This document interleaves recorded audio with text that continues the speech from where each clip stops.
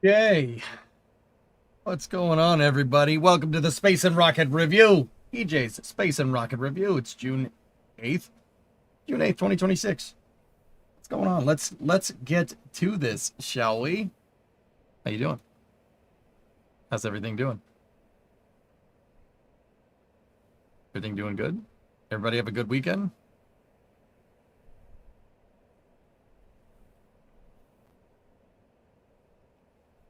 Everybody doing okay?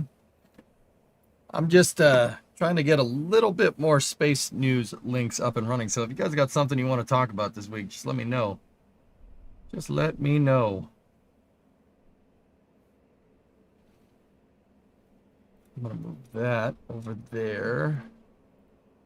I hope you guys enjoyed. If you were watching this on the Twitch side of things, the atmospheric penetration. How was your weekend? My weekend was fine. Yeah, weekend was okay. Cosmolox, what do you got? Something from the ESA. Ooh, the Knicks drop test. All right, I'll check that out. Did you see the stuck grid fin on Falcon 9? Yeah, I did talk about that, albeit very briefly, on another space news.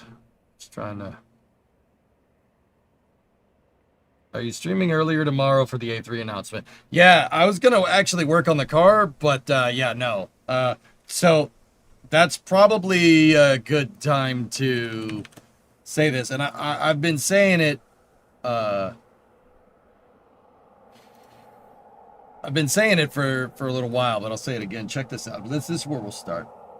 Impulse Factory Tour. I don't know if I have permission to stream to react to that whole video, Vasya. So here we go. Tomorrow, and this tweet is from this afternoon. Tomorrow, we're announcing the astronauts that will fly aboard Artemis 3, the mission that will test rendezvous and docking capabilities with commercial lunar landers in low Earth orbit. If you could ask the Artemis 3 astronauts any question, what would you ask them? That's engagement bait, NASA. Jeepers. That is a good question. Rocky Joint Space Mission question. It's time go. I have the relativity update, Vasya. Yeah, we already have that one teed up. It's over here. Good. So that's going to be tomorrow. They didn't even say the time. Who tweeted this? Come on. It's tomorrow at 11.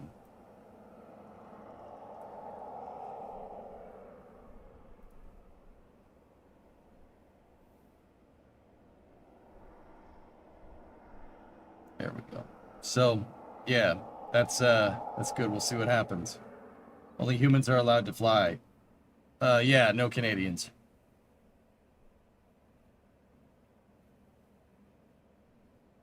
You think Victor ends up on Artemis 4? No. It's 11 a.m. Eastern. Yeah, I got it. I will be here for that. Yep, we'll be here for that. In fact, I'll set a bunch of alarms just in case now that I'm reminded.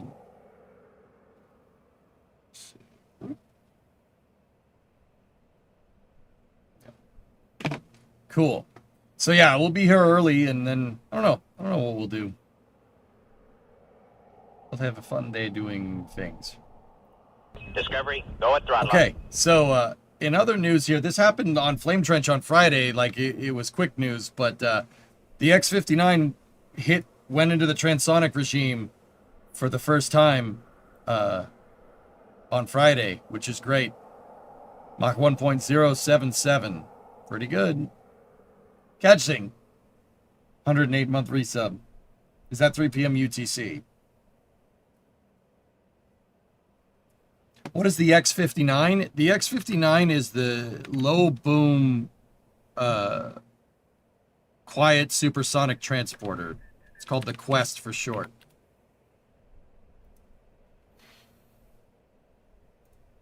It's a very bizarre looking airplane. But the idea is that it has this long duckbill nose. The idea is that the way it punches through the air deflects the sonic boom up instead of down. And the X-59 does not does not make a sonic boom. It is a technology demonstrator to demonstrate, quiet supersonic transporters. It was built by the Skunk Works, Plant 42. Yeah, it is a very strange looking airplane.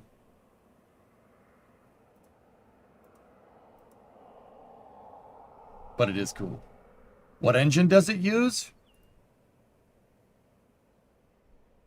F414G100.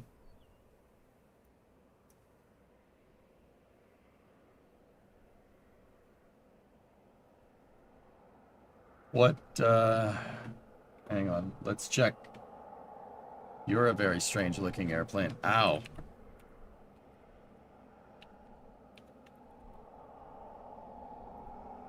GF414. Okay, what did they put this in?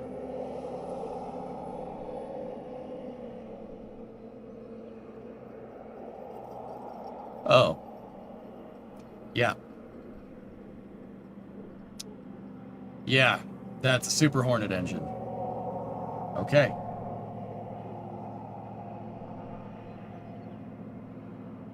Yeah.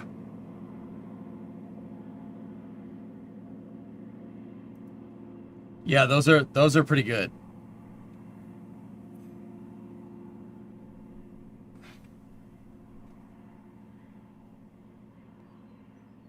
The Gripen demonstrator used an F414? Cool. Yeah. 414G100, there you go. Growlers use them. Super Hornets use them. That uses them. The Tejas. Tejas?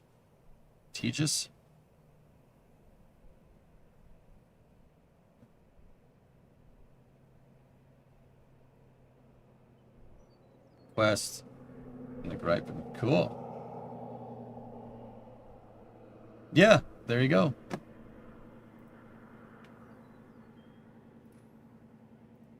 So yeah, the supersonic transporter broke its quiet supersonic transporter broke its first broke Mach 1.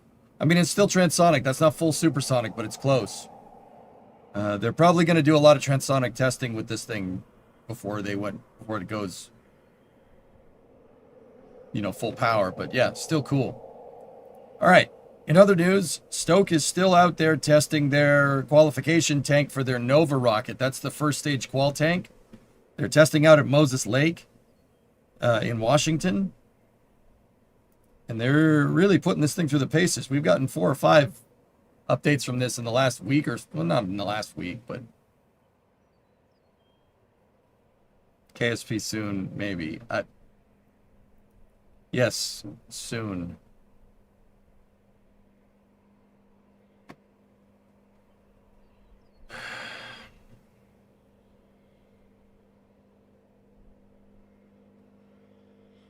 Hey, Nuclear, what's up, man? Yeah, dude, but they test at Moses Lake out in, I think it's Central Washington. It looks like Super Heavy. It's not nearly as big as Super Heavy.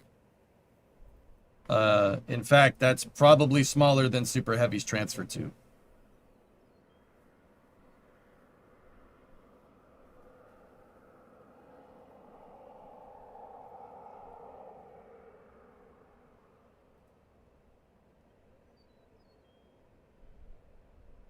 Yeah, they're here, let me show you. So Moses Lake is Central Washington, I believe.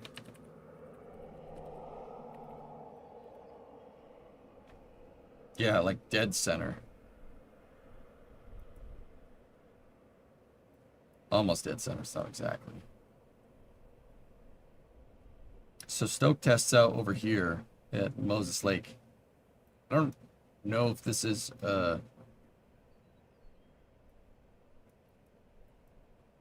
I don't know if they still use. I think Boeing uses Moses Lake for touch and go flight testing.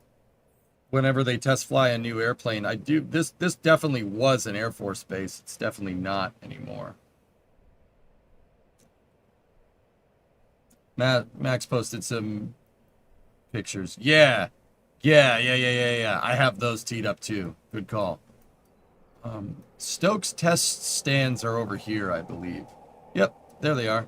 There's their 2-cell test stand, and then there's the qualification stand right there.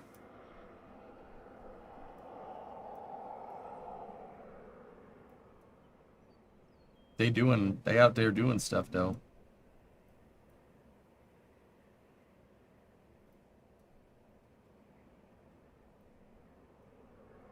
Moses Lake is used for overflow. What's going on with that 747 right there? Photogrammetry is not happy. Here, let's check something.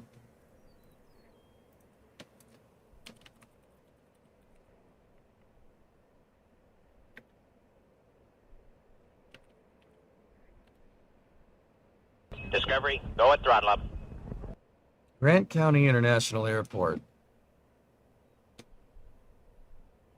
Operated as a training airfield in World War II, the facility was operated by the Air Force's Larson Air Force Base until '66.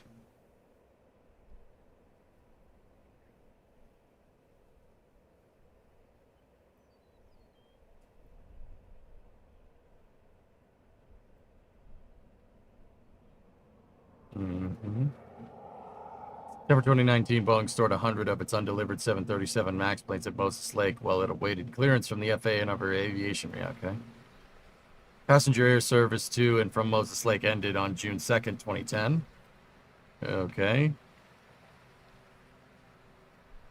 Oh. Shuttle land. It's an alternative shuttle landing pad or site. You could, yeah, 14 left or 32 right is long enough. You'd have to really slam on the brakes to not overshoot, but that's definitely long enough. Stupid. Tier 1 6 months in advance? Thanks, dude. If you want to learn cars, to teach you cars, but spaceflight is my number one. Yeah, see, that runway is pretty damn long. And it's also a super wide runway. 13503 by 200. Yeah, that's a big one. That's a huge runway. Wow. I just see this had to have been a bomber base, dude. See these are bomber pits. I'm gonna go ahead and guess B-52s by looking at the pits. Let's see, what did Larson Air Force Base have? Just a little bit of a rabbit hole here.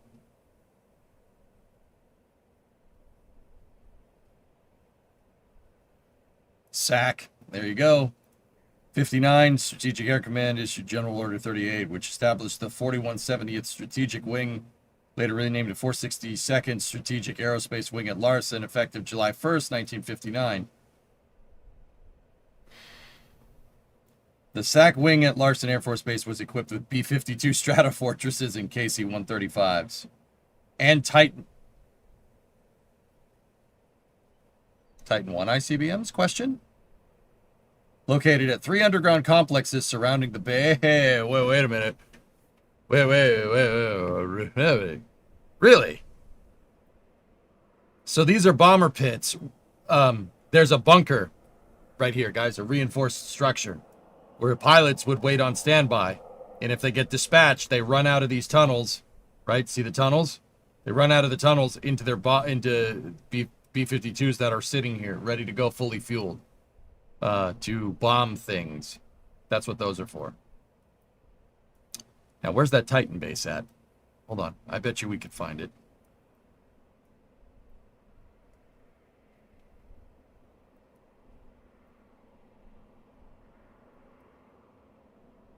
I don't even know what the heck that is. It's something. They still use this place for something. What's going on over here? What do we got? That's just a single wide. Okay. Okay. Where's that Titan 1 base? Titan 1 bases are pretty easy to spot. They're usually in 3. They usually are in 3s.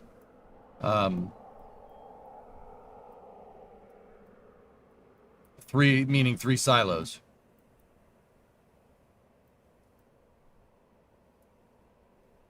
The reason why I think it's cool is because Titan 1 launch complexes Titan 1 launch complexes, guys, are the closest thing we ever got to a Fallout vault.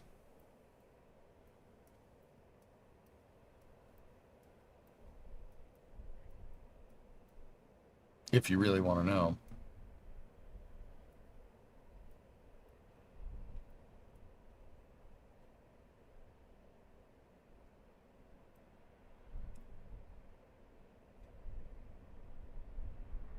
We're just going to go on a little bit of a rabbit hole, down a little rabbit hole here. Just a little one, though.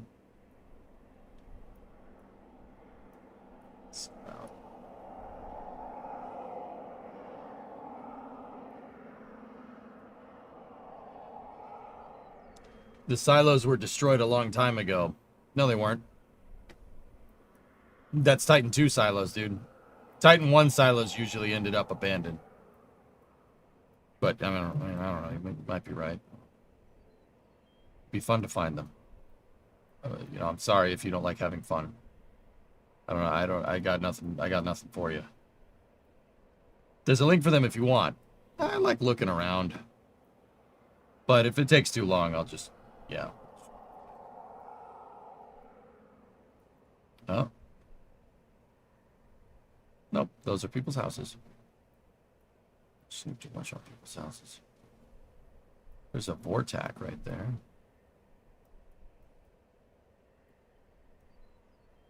Dial it back to older imagery, perhaps?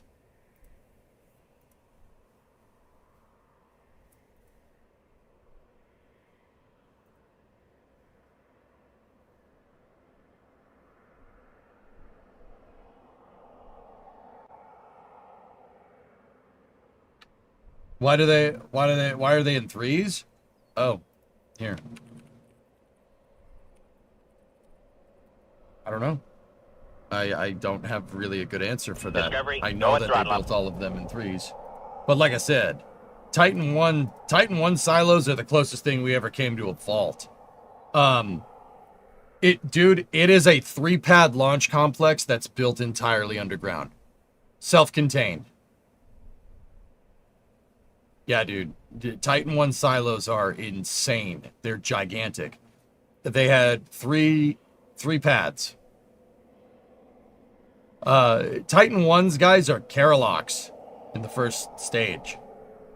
They didn't have like launching out of a silo figured out. So what happens is with a Titan 1 silo, they open up the doors.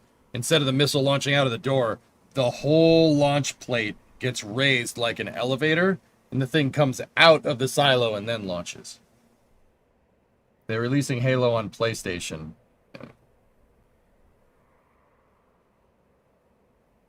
They're not quick response. No early ICBM really was Lava Eagle. That's why they got phased out for Titan 2s. That's why I know that most Titan 1 silos were abandoned. They weren't abandoned. They weren't destroyed because, yeah, it's pretty useless as a retaliatory weapon. Is that like the Titan in Half-Life? The missile in Half-Life looks like a Titan, but it's no discernible version of Titan. It has 3 motors in the it has 3 engines in the first stage. So it's not an LR-87, it just kind of looks like one. Rope Drop Mohawk, thank you for the raid.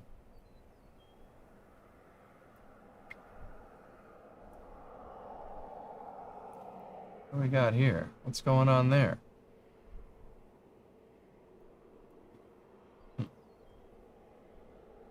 Thanks for the raid, dude. I'm looking for a Titan 1 missile silo around Moses Lake, Washington. Find it yet? No, have you found it yet? Well, let's think about this for a moment. Let's think about it for a second. Would it be on base proper? Most likely not. That's some dude's junkyard.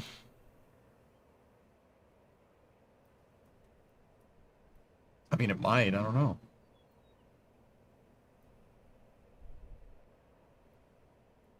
You love the Titan missile program. Yeah, Titan. I named my dog Titan Rope. My dog's name is Titan.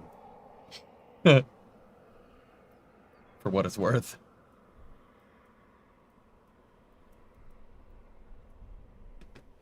No. Maybe. That just looks like more munitions bunkers.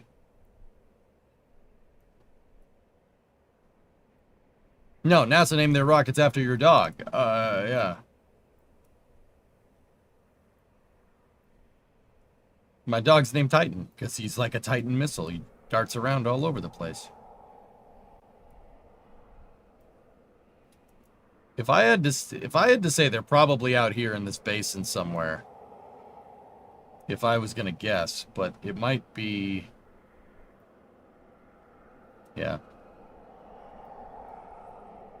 All right. Let's figure it out.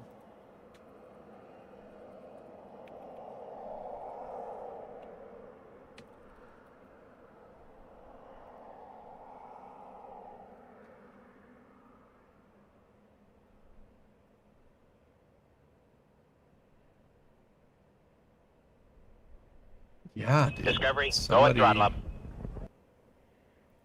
Somebody owns it. It's privately owned. Cool. Hey, Crawdad, 90-month resub. Northeast off the base near the Spokane River.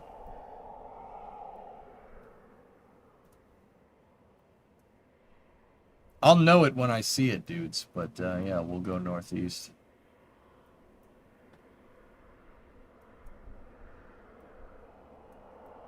Where are you? Where are you?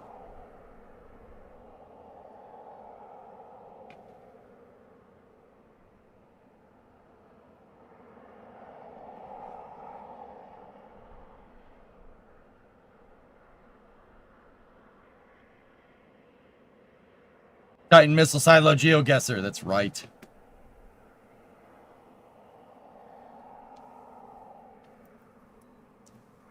EJ side quests like this are always fun to watch. I'm glad you guys like them. It's fun to go on side quests. Little side quests for space news.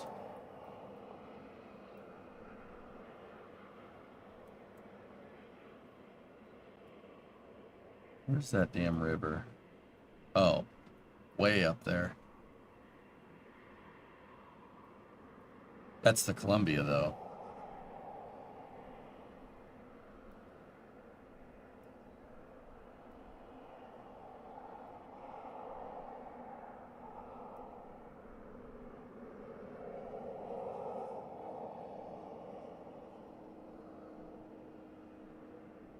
Jeez. Yeah, it was, like I said, it's probably not on base proper, but... There it isn't. Oh, wait, what's this? Nope. Just a farm. South of Warden, the town...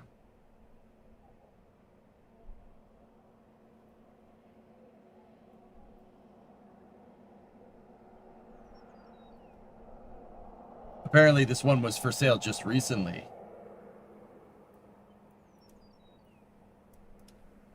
Really? And it went for 1.5 mil, huh?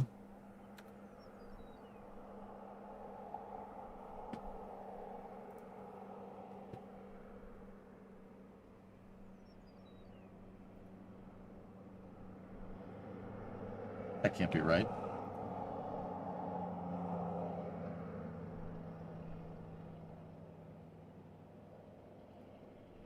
Hold on.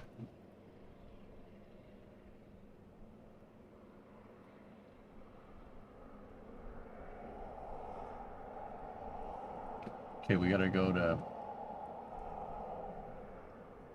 I got it. It's down here. We gotta find 90. We gotta find the...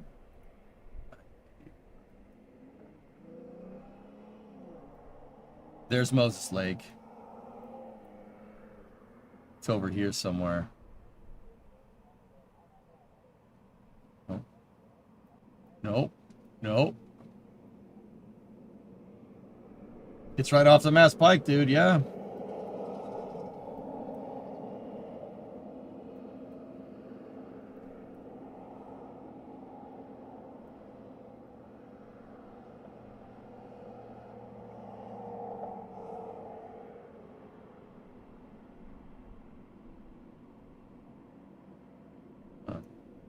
Should be like right here.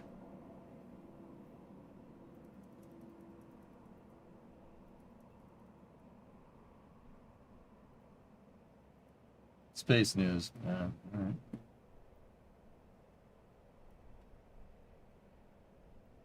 This was it? No.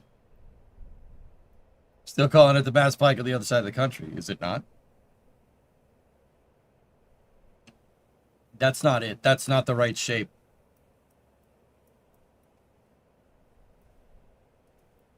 I'll know it when I see it, dudes. They're really easy to spot because you'll see 3 freaking silos.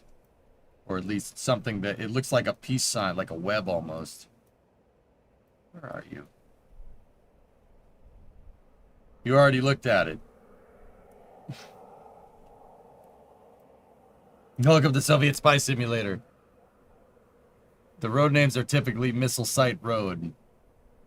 Well, when you pop in the coordinates, it pops up right here. It's here? Alright. Alright, I spent too much time on this side quest. Let's just get the chords. Thanks, Mutter. Thank you, Mutter. I'm sorry? That's it. That's it. The rebels are there. There you go. See that? See the 3 silos? That's a Titan 1 missile site. Bing, bing, bing.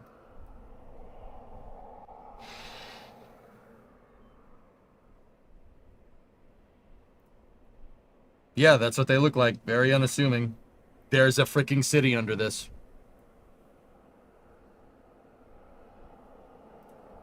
There's a tour of the silo. Yeah, that's what a Titan 1 missile silo. That's what's underneath. Dude, Titan 1 silos are the closest thing we've ever gotten to building a vault from Fallout. Alright, so this is from Drive, Dive, Devour. How can they keep a Titan fueled ready for launch when it's cryo? They don't. They raise it up out of the pad. They raise it up out of the silo, then fuel it, and then launch. Yeah, that's a blast lock. That's a Titan 1 blast lock. Another one. There's multiple, isn't there? Usually there's 3 or 4 bases, yeah. Damn, dude.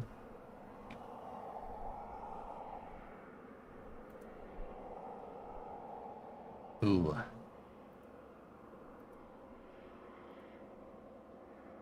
Yep. That's the silo. That was the elevator mechanism.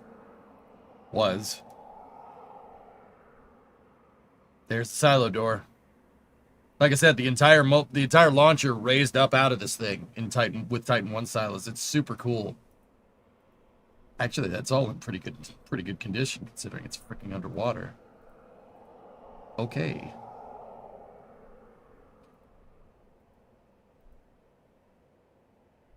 Oh. That means they broke it. See the depression. So that's one. Mutter, you found another one? Turn your key, sir. Yep. There it is. There's another one.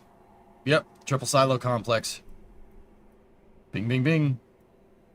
That looks like the one that they went diving in. Yeah. And Chief, as you said, Titan Missile Silo Road. So on the south side of the complex, they have the guidance system, because the guidance systems on these weren't on the rocket. They were yeah. See the antennas? The antennas the computers are all in the base, and it would fly at remote control until it went over the horizon and just let it go. Last one in the area is over here. Nice. You guys are good, man. You guys are good at this stuff. I would have found it eventually.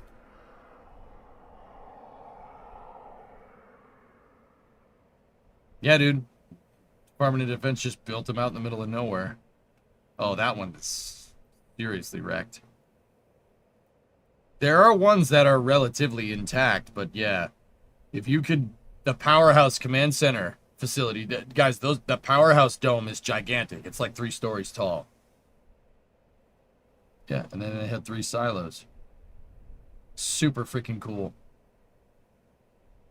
Tucson has Titan 2s, though, Coltec. I would love to own one of these, right?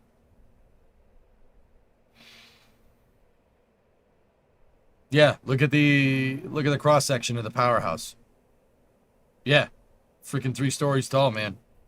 No joke. Titan 1 complexes were ridiculous, dude. That's the one that they dived on? This guy? Yeah. It looks like they bulldozed the Powerhouse. Now we know what your next resto project is. Guys, I wouldn't tell people that I won the lottery, but damn, there would be signs.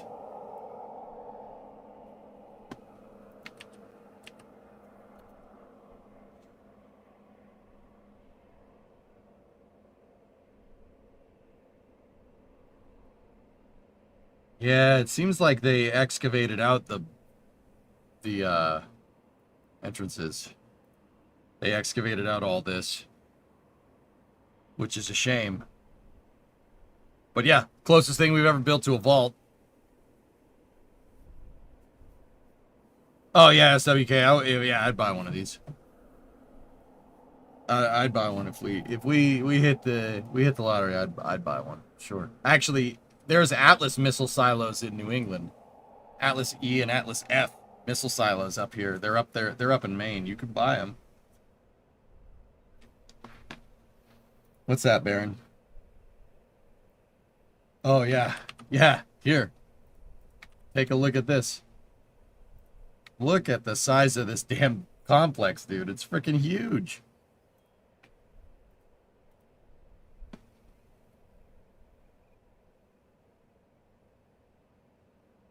Check Street View on this site. Is there a Street View?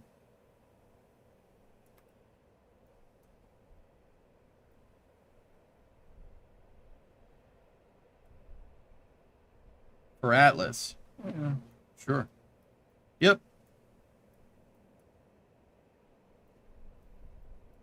Cool. Yeah, dude. Very, when this was an active missile base, though, these trees wouldn't... They wouldn't really have all those there. It would just look like... It just looks like farmland. None of this even would be here. It's just a road. It's totally indistinct. You would never know. In fact, if there are missile bases around, you still wouldn't know. They hide in plain sight, dude, which is super cool. Or that's how they used to do it. They really don't do that anymore because... They really don't do that anymore because of stuff like this. Because of Google Earth and stuff, dude. There's really no point. Yeah, no, that gate was installed and the trees were definitely put in later. Yeah. Discovery, go at throttle up. Titan is a cattle dog, so he is a farmer. Just saying. What's this? Let me see. Discovery, go at throttle up. All right. That was a pretty cool little rabbit hole. What is... Oh, now we're getting off track. All right. What is this? I don't know. Let me look. That is another complex. That's another Titan 1 missile silo. 3 silos. Oh, this one has the powerhouse and everything intact. Cool.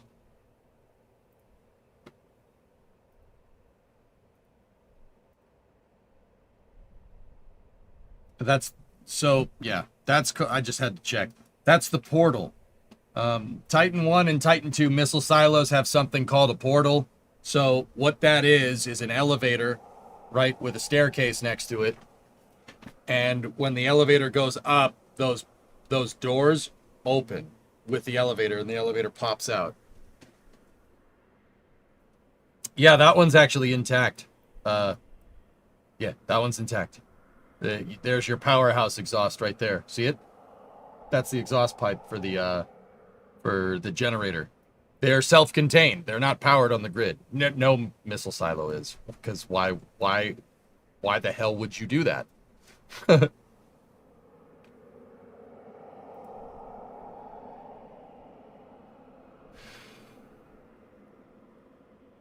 What is that phenomenon?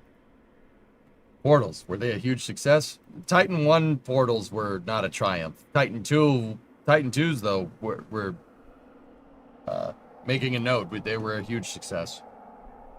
KSP missile mode only with missiles, kind of like mission mode 3. No, not at all.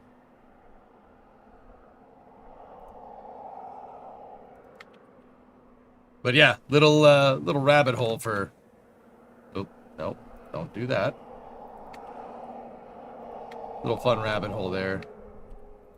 Missile bases and stuff. Oh god. Yeah, I've been to this site before. Was there cake? No, the cake is a lie.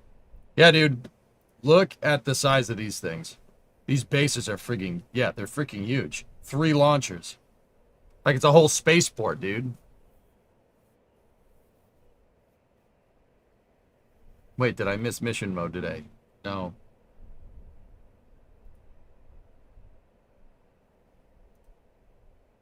Yep, there it is. It's a gigantic elevator. Elevate it right out of the silo, right?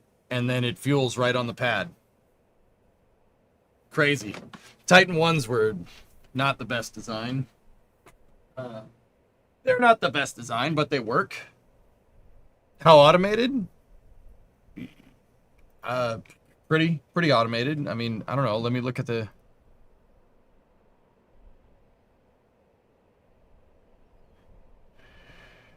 Yeah. Titan 2 was way more automated than this. You just, yeah, basically turn a key. It's, yeah, it's fairly electromechanical for the time.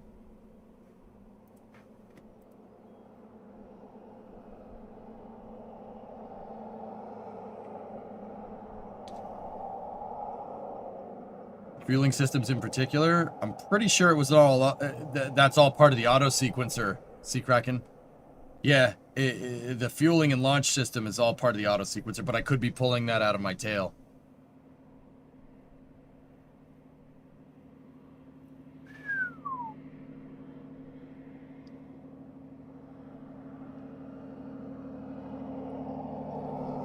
We bid 18 Titan 1 bases. Yep. Mm-hmm. They're in California. They're at Moses Lake in Washington. I don't know where the rest of them are. I have no freaking clue. I don't know where they put the Titan 1 stuff. I know where the Titan 2 stuff is. Yep. There's your antennas. Do you know what the staff for one of these? What the... Oh. Dude... probably about 100 dudes. If I had to guess, easily 100 people. Like, there's a full mission control center in here, dude. There's videos floating around on YouTube inside of these things. They're huge.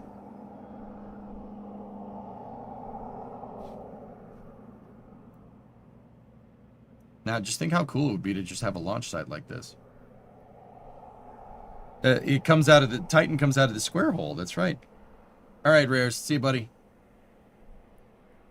Bet you don't know about Titan 3. Titan 3 wasn't a missile. It was a launch vehicle.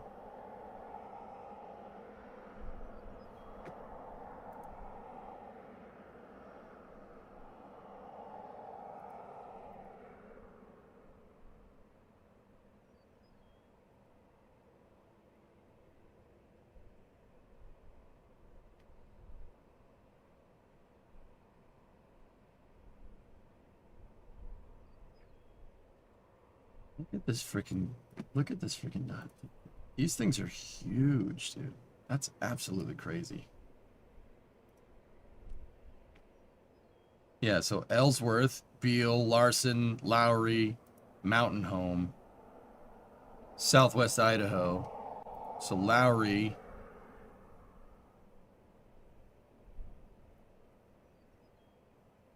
Colorado, Washington, that's Larson. Beale in California. And then there was one at Ellsworth, so South Dakota. Mike Lowry. Titan 2s were in Little Rock, Tucson, and I always forget the last one. So they were in Arkansas, Arizona. What was the last one, guys? There's another one. Oh, here it is. It's right here. Kansas. McConnell. McConnell? Wait. McConnell? That's in Wichita.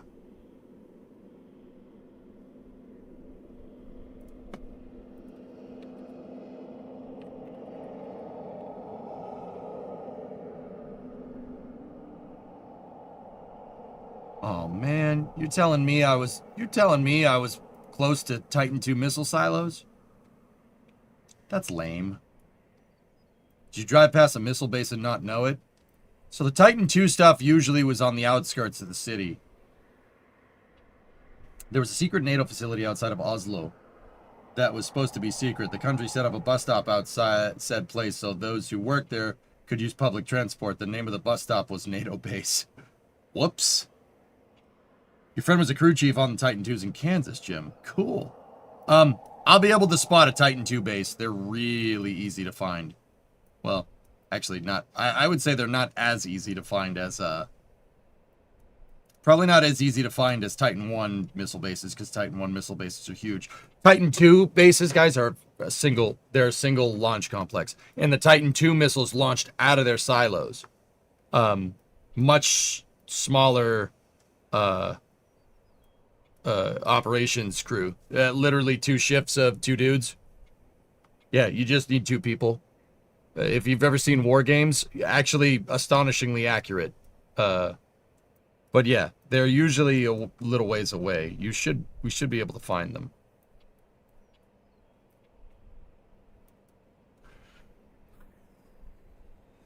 Just start looking around. They're usually off of a side road. And they're...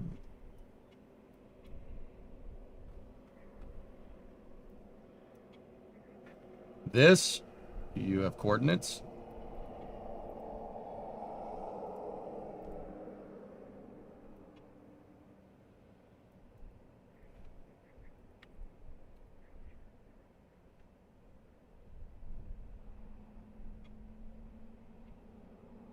Yes, that's one. That's somebody's house. Somebody made it into their house. So the Titan 2 silos were mostly destroyed, guys. And by mostly, I mean all of them were. The Strategic Arms Limitation Treaty. That is one, though. That's what they look like. They're very small. Some dude built his house around it. And once again, a very just indistinct road. They're always like maybe a quarter mile from the road, something like this. I think that's a quarter mile. Yeah, pretty much. Yeah, quarter mile. Yep. That, there's not much left of that one. The portal. Alright, so orientation here. The concrete pads for loading NTO and MMH are still there. That's where you'd bring the Hypergol trucks. You'd do it on either side. If the fueling stuff is over here, that means your main silo. Main silo, obviously, right here. And that means your portal is most likely right there. So there's a silo here, and then there's a long walkway called a long cableway, and your portal's usually right here, and then there's a short cableway, and then the launch control center. That's it. That's all it is. Missile sites.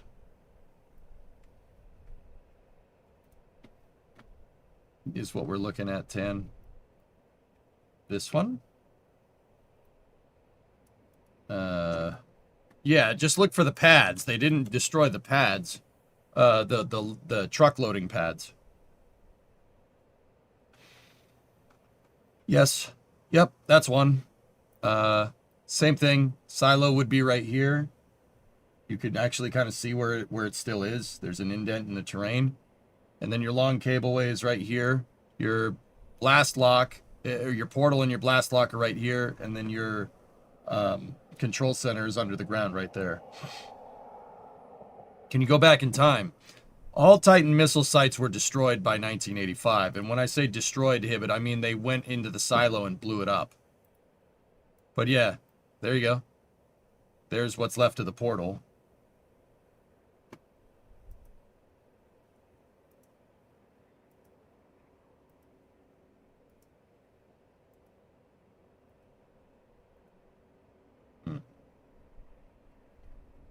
There's a website that shows all this.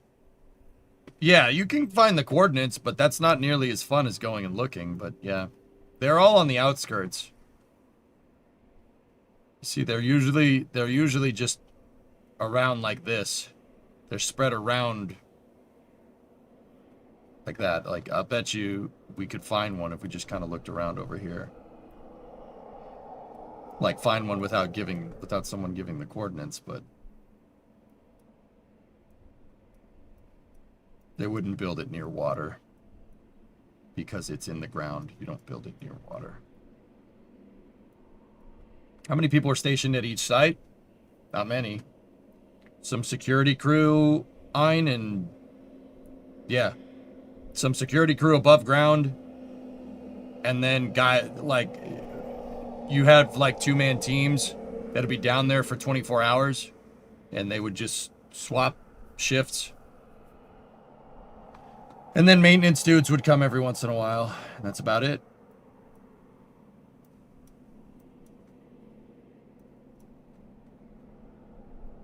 Oh. No, that's not. It's just somebody's house. Well, yeah, dude. I'm kind of bumming. I was pretty close to a couple. I mean, we didn't go that far.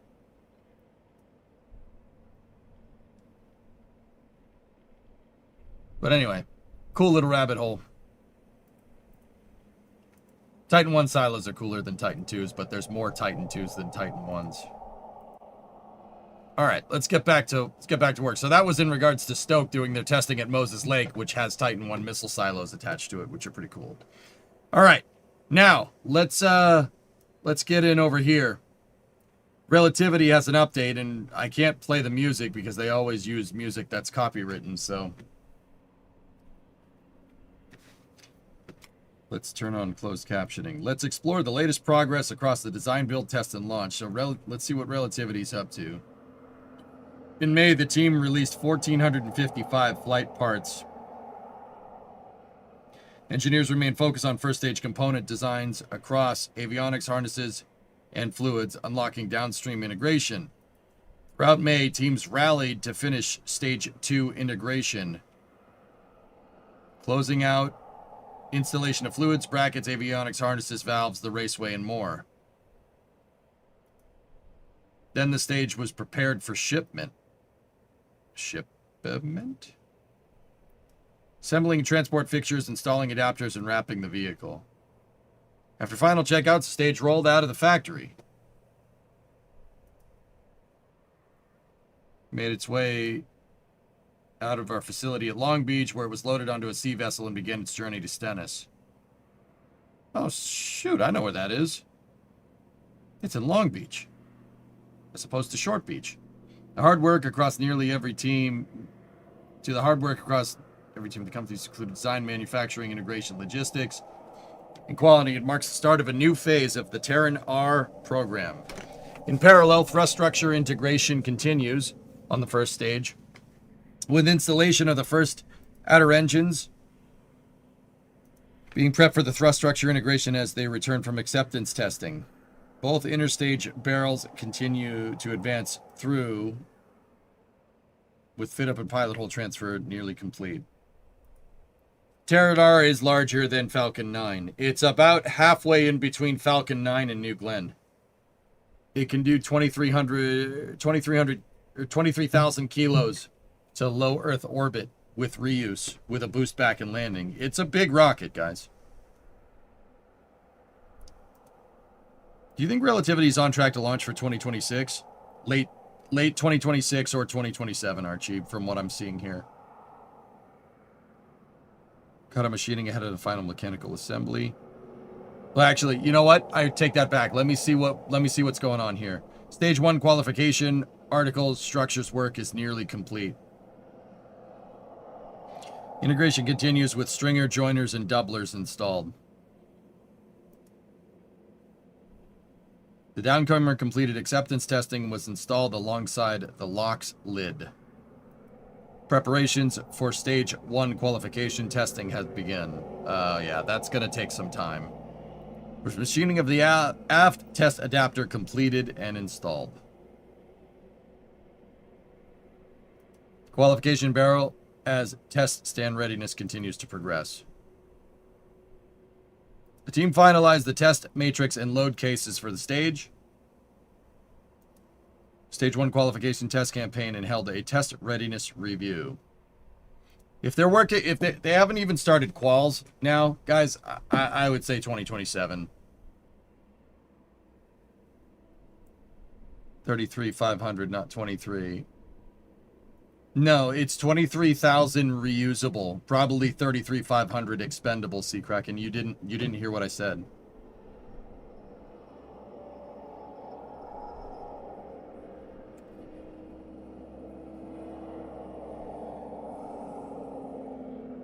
Actuators are being tuned and the crawler crane has been assembled. Ahead of hardware delivery and testing, at NASA Stennis Aeon-R acceptance testing continues at pace. Teams completed the Aeon V second stage engine qualification campaign, hitting key service life duration and start milestones for after Flight 1. On the nearby A2 stage test stand, final preparations are underway for Stage 2 testing. Oh, wow. Yeah, dude, look at that. They refurbished the A2 test stand. A2 test stand was originally built for testing Saturn V second stages. Team completed the initial startup of the environmental control system, and the fluids team performed a LOX flush on the top deck. Critical step to validate system integrity prior to propulsion loading operations. To date, teams have completed over 1,100 welds, and the drawbridge for Stage 2 testing was installed. Cool. The lower aft test adapter was delivered, and the diverter is going through final preparations ahead of delivery. The team completed initial fitment and laser tracking of the hold down clevis, a critical component required for hold down assembly installation. Are they allowed to keep the old NASA logo? I hope so. The on-site hangar is nearing completion with installation of the roof done ahead of the upcoming crane install. In Cape Canaveral, the site is coming to life. All right, let me see. Yeah, no, there's, yeah. Guys, dare I say it, about a year. Maybe less. I'd say 8 to 12 months. Probably closer to 12. That pad's nowhere near finished. It's getting there, but it's not finished. If it's an old picture, how old is this picture?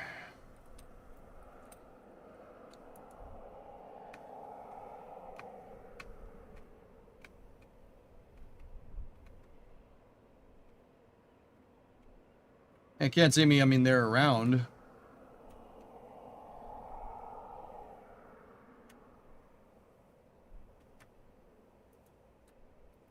The water tower is lifted, reaching its final height of 305 feet, or 93 meters.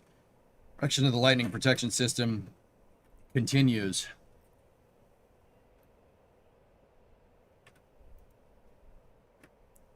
Attention is turned to outfitting. A 220,000-pound bridge crane has been installed. Yeah.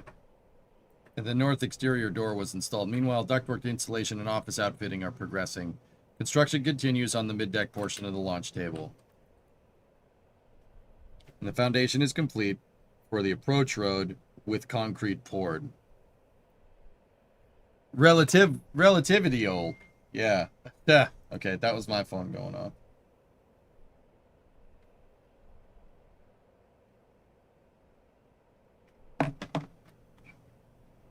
Waterproofing the pad support. Yeah, see, like all this all needs to be, like concrete needs to go down here, guys. Not a lot. The heavy duty stuff is right here. But yeah, you're a little ways out here. 4 months old at least. Okay, so my nominal window of 6 to 8 months is actually pretty accurate. All right, sweet. Or 8 to 12 months, excuse me. Hello, is the water tower jacked up like when a tower crane is getting raised up? Yep. Don't watch the new technical update from Elon. There's zero new information. Okay. I didn't plan on it.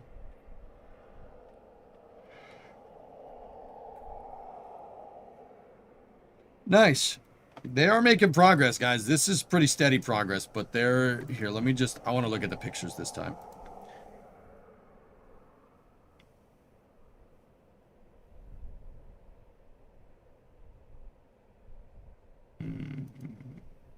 Yeah, that's all the real deal.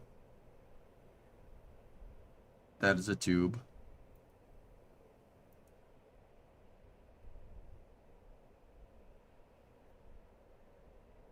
Seems really close to the pad. Is that all everybody's going to be worried about from now on? Is how close the tanks are to the pad because of what happened with Newlands? This is Methalox, right? I have no idea. I think so. Yes, that's all people are going to be worried about. Yeah.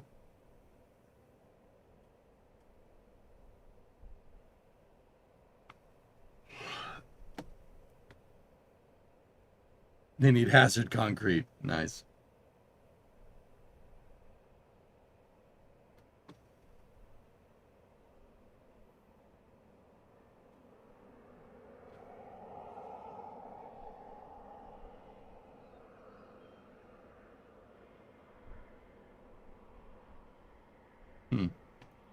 See, this Qual article looks pretty high fidelity, but this is probably the flight article over here, if I had to guess. This is, yeah, that's... If it's a Qual article, it's going to take some time to... Yeah, they got to put it through a test campaign. It's going to take some time. Ooh, those were Clicos. Maybe as a precaution, don't do it. Yeah. It is Methalox, I'm pretty sure. But the Aeon engines are open cycle gas generator Methalox, which is kind of funny.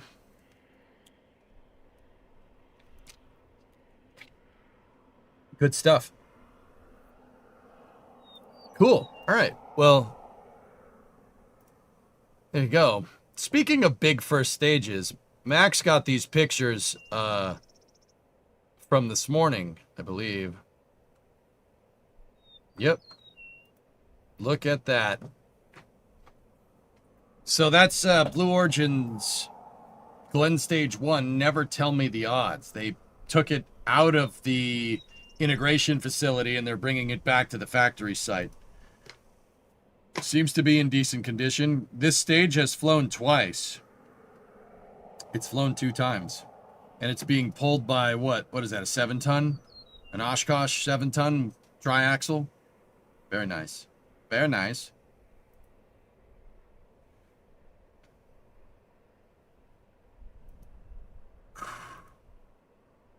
It's a pretty damn good condition. Yeah. Really, Bellum. They ran out of the Blue Origin cover tarps. Yeah, right.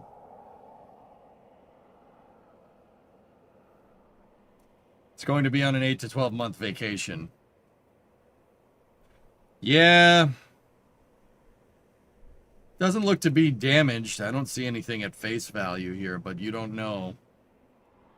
This one was inside of the integration facility, guys, next to the pad when the other, when it's necessary, blew up. Yeah, there we go. You want some scale here. Look at the car. Here, I'll move over here. Take a look at the car behind it. It's big, man.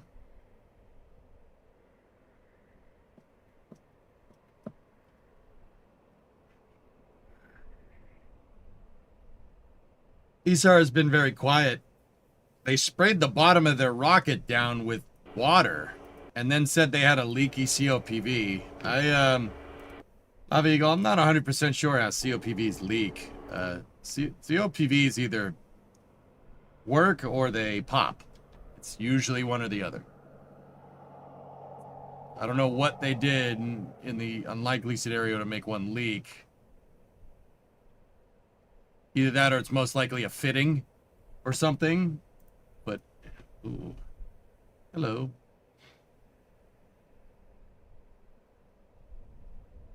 Like, I don't know what they're up to. We'll see.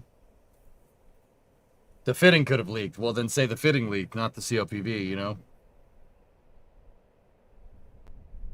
Oh my God. Yeah, dude, look at the size of that damn thing. Look at it. Look at the four-seater golf cart.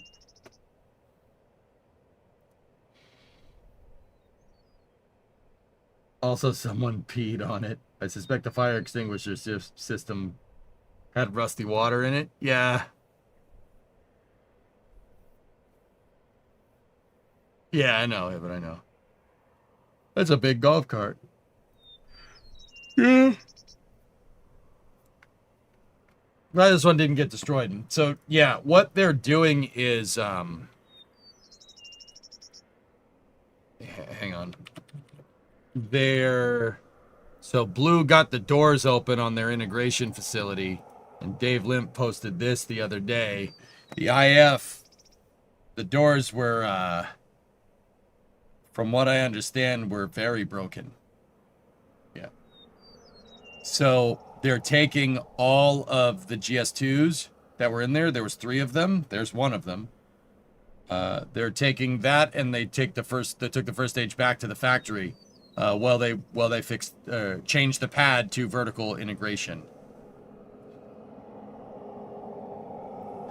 Dave Limp, the company's CEO, Dave Limp, he thinks that they'll be able to launch again by the end of the year. Which this is what I was trying to show on Flame Trench. If you look down here, it's a picture of Jeff on the pad, right?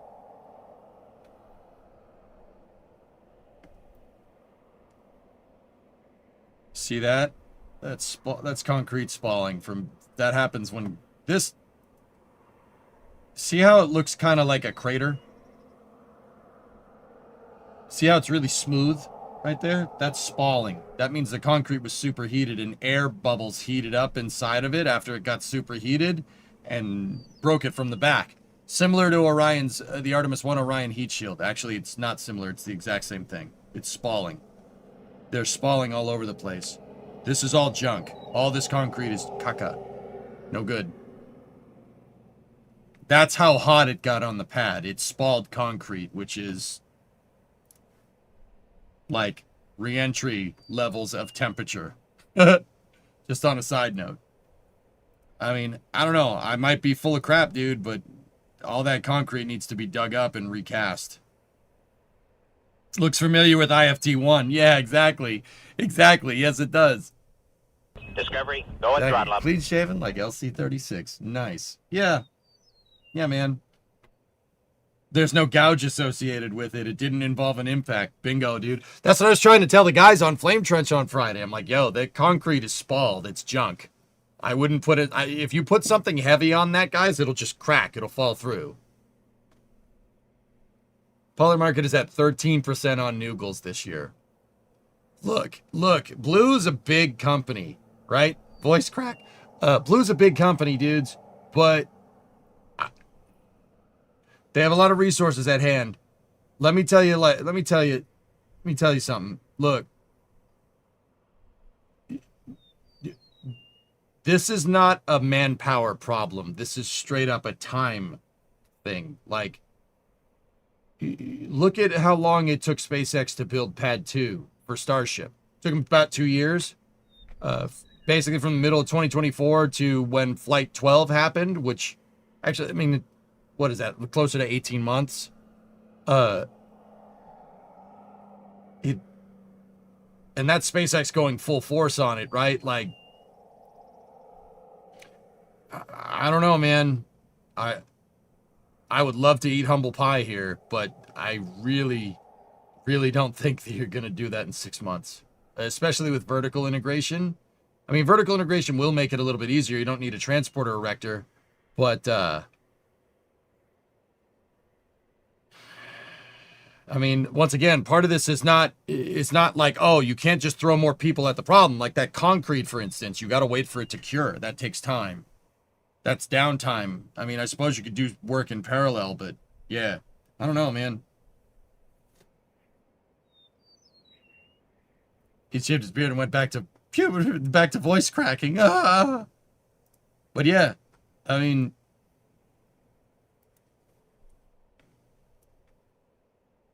I'm just not 100% sure you're gonna. I don't know, dude. There are ways. Yeah, there are ways that are shoddy that are going to get somebody hurt. Like, why? Why push? Like, I understand the urgency, right?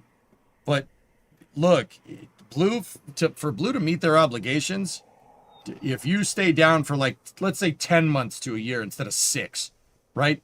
So if they launch spring of 2027, that's not that big of a deal. Because I guess that's what I'm trying to say. I don't really understand the urgency. And I know that's going to sound stupid, right? Like, what do you mean you don't understand the urgency? There's the whole Artemis program. Yeah, I know there's the whole Artemis program. I get it. Look, like I said, if you're down for a year tooling up this pad and getting it done right, retooling it and doing it, like not doing it correctly, you don't need to rush. Let's say 10 months. 10 months would be April of 2027. That's not that far away. Discovery, go and it's throttle not. up. Hey, Blark, tier 3, 9-month resub. Thank you.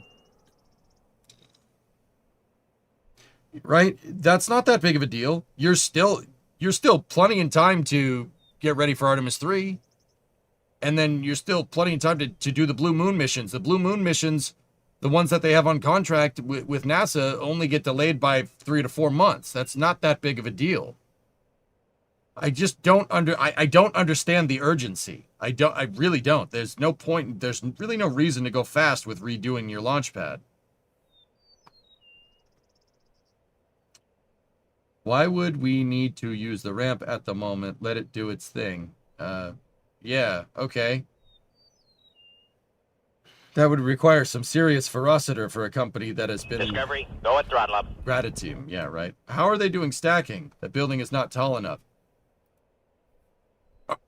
The only way I can think of them vertically integrating a new Glen would be to...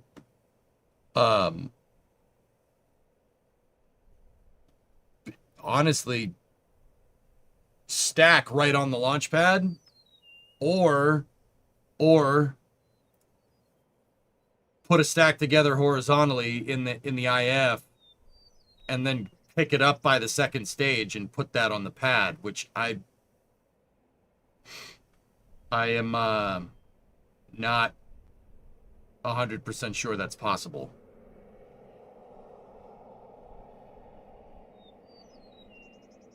If it was up to me, I'd try the latter before I did the former. I'm not sure if picking it up by the second stage is going to end well, considering it was really never designed to do that, but...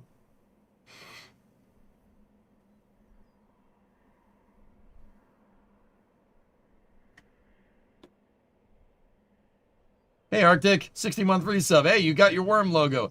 So did my first ever tour of KSC. What an insane experience. Also did the bus tour. There was a new Glen booster just casually being transported down the highway. So awesome to see. What, like that one? Yeah. My best guess is that even if Artemis 3 slips 2 to 3 months, NASA will lose the ability to launch SLS twice in 2027. So I'm guessing someone in leadership is urging Dave Limp on. I don't know. The only way I can think of is something like the shuttle. You're not building a mobile service tower in 6 months, dude. Like,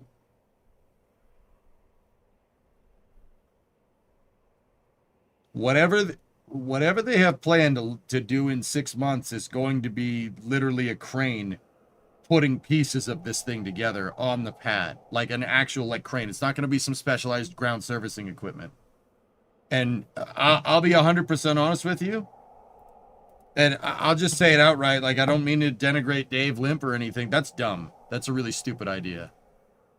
You're not SpaceX. Stop trying to act like SpaceX. Stop doing that. Not even SpaceX put a rocket together with a crane and then launched it. Stop it. Stop. Just build the right facilities. Do it right so you can get higher throughput later. Like, I'm getting kind of annoyed here. Like, I don't know if you could tell. I'm getting a little annoyed. Like, doing it this way is going to make it so, like, maybe you can build a mobile service tower later or something, but why prolong the inevitable? You're not going to be able to hit a high flight rate with these new Glenn boosters with freaking lattice cranes pulling everything around. And you know what? I would love to be proven wrong here. Could you modify an existing abandoned mobile launcher platform? That's what I have said they should do in the past, but they clearly aren't going to do that. I do believe they're building out LC-36B for New Glenn 9x4, which I also think is a dumb idea. But, you know, whatever. Did I see that SpaceX released a technical update? People have been telling me about it, Derby. I guess I'll take a look. Is it on their website or what? What if they build both the short-term and long-term solution at the same time? They don't seem to be, though, Yarg. Why is 9x4 a bad idea now? Sea Kraken, 9x4 is a bad idea because this thing's launch pad just went up in flames. A bit off topic. Do I live near Boston? Yes. The site collects declassified footage from SpySats. You can use the transparency slider to check for the changes that the city went through the 1980s. Oh. Neat. That's kind of cool. Teching the 9x4 at this point is dumb. Sawyer, like, I know that you guys have it in the pipe, but right now, I'd say priority is to get that thing operational and get that thing flying a lot. You're not doing that with one pad that you need a couple of cranes to put it together. You're gonna need the proper integration buildings. Like, I mean, yeah, I 100% agree. Do you know Cliff Clavin? No.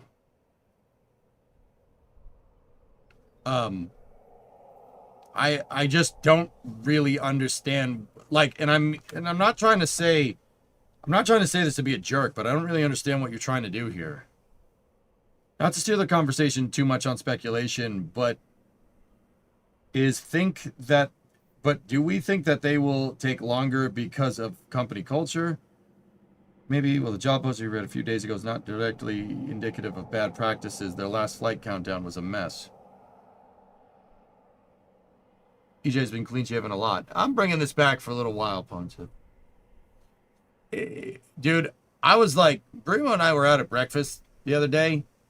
Like, we usually go to breakfast on the weekends, just at a diner. Like, there's diners around here, so, you know. Like, love you, honey bunny. Be cool. Be cool, Brimo. Be like the Fonzie. Be cool. Yeah, you know, like that. And I just noticed that quite literally everybody my age just has a beard and is bald. Or it has a beard and no hair and a flat brim cap. And I'm just like, you know what? The hell with this. I'm bringing the Don Draper back. We got the Don Draper thing going. What do you think the money is for? You know? I'm just like, nah, I'm not doing this. We're not doing that. It's 2014, EJ. Yep. Hand me my wallet. Which one is it? It's the one that says Bad Mother Trucker on it.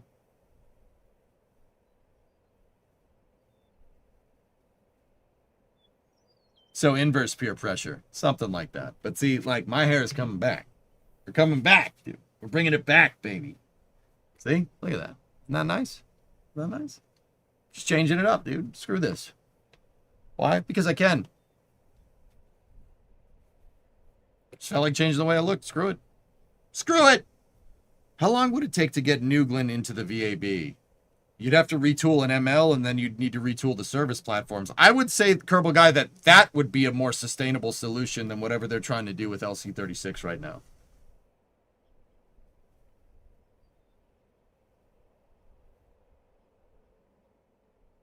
The millennial lumberjack fad is still around. Yeah, yeah, exactly. Entropy. I noticed go that. at throttle up. No, I'm good. Sawyer, tier 3, 102. Thanks, bro. Appreciate it. Like, I'm not trying to be a jerk. I just don't really understand what you're. I don't understand the con ops here. Like, what are you trying to do? You know, are you trying to return to flight expediently? I guess I understand that part, but meant to do this last week. Fixed it now. Thanks, bro. Appreciate it, man. Here, let's, yep. Like, you can build out an umbilical array off the side of the tower here, right, for the second stage, and that could work. And then you could put a swing arm in place. That's totally doable. Jay, you had to shave off your beard, but in my case, the reason involved an exploding tube of industrial grade adhesive. No. Oh, that's the other thing, dude. That's the other thing, Jay. My big thing was it's summertime, and I was working in the shop the other day, and it was just gross. I was just like, nah, I'm not doing that anymore. I don't want to do that. I'm sick of it. I'm sick of it being here. And that's what I mean, I always said that, guys. I was like, you know, if beard gets long enough, I trim it, and you know, I'll just get rid of it. Now I'm just going to keep it like that for a little while. That's all.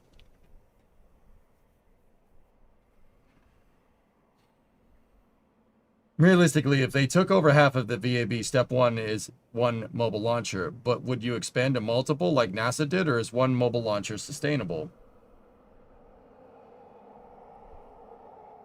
If I was Blue, I'd go after the X-Shuttle mobile launcher platforms. Yeah, I'd go after the shuttle MLs. And mobile launcher 2. Take a shuttle mobile launcher 2, tool that up for New Glenn 7x2. Shouldn't be too hard.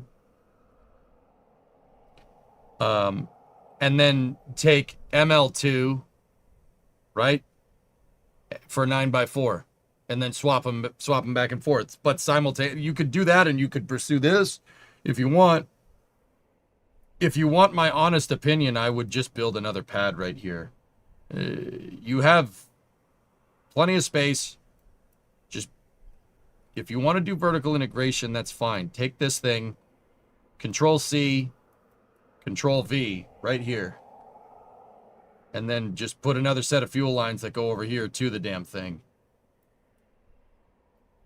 And then just have another ramp that goes to that pad over there.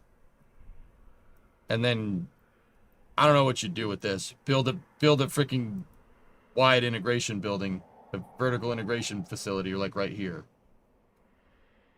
Like, I don't.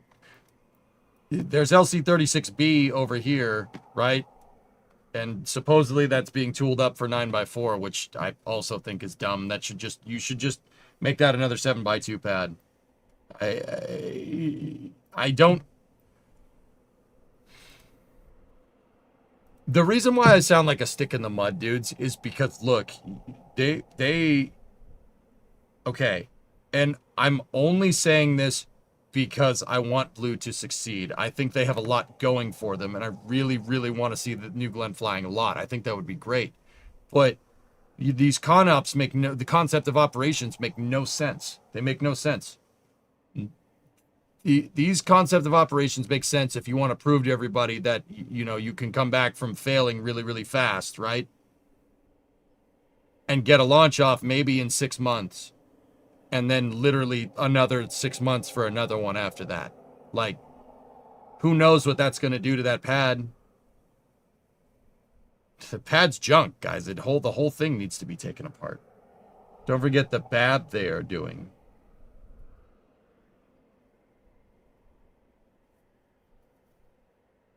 I just, yeah, they gotta, the whole thing,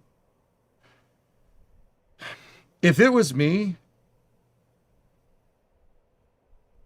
If it was me, dudes, I would. My internal goal right now would be by 2028, get New Glenn launching at least once a week. Yeah, that would be my goal right now at this point. Build out the facilities and the pads that you need to get one New Glenn launch a week by the end of 2028.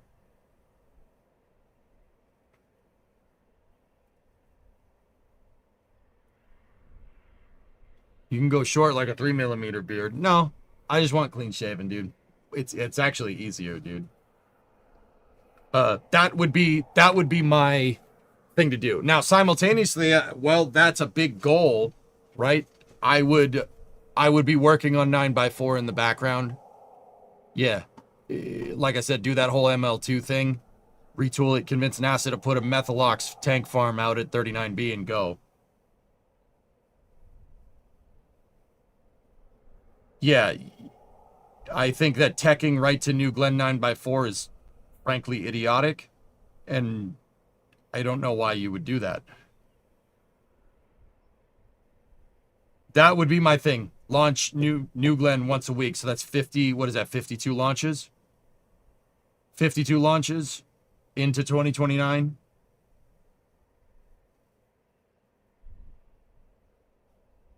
That's what I would do. That's what I'd be doing now. And I just don't understand how getting to a pad quicker reaches that. Getting your pad basically Band-Aid fixed for a different type of integration concept of operation doesn't really make sense to warrant like high launch cadence. That makes no sense. Do they have the places to store the stages? Yes. That's crazy ambitious. Once a month seems more reasonable in that time frame. What? No, it doesn't. What are you talking about? Dude, their factory is going to be just tooling out. It's going to be cranking out first and second stages for like the next, well, let's be real, Yarg. If Blue has their way, it'll be the next 6 months. If EJ's way is correct, it'll be the next year. So that'll get them. So, okay, think about it like this, dude. I theorized that to hit this weekly launch cadence, right? You're going to need to your boosters are basically going to need about a 1 month turnaround. And then all you really need to do that is probably 5 New Glenn GS1s. Can we build 5 New Glenn GS1s in a year? Yes, their factory is in overdrive right now. All right. Then you just need to start building out second stages. Build out as many second stages as possible. And yeah, I'm not exactly sure where they would store 52 of those things because they're gigantic, but did you see what I posted in the aviation channel on Discord?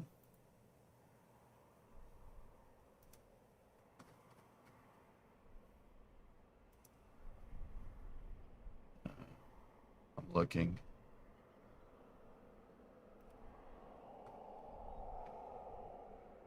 I won't be able to see it unless you tag me. Something cool from work today.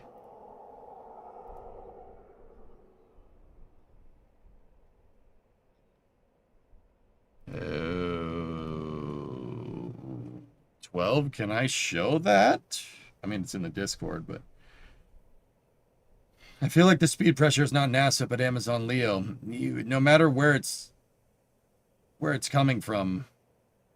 In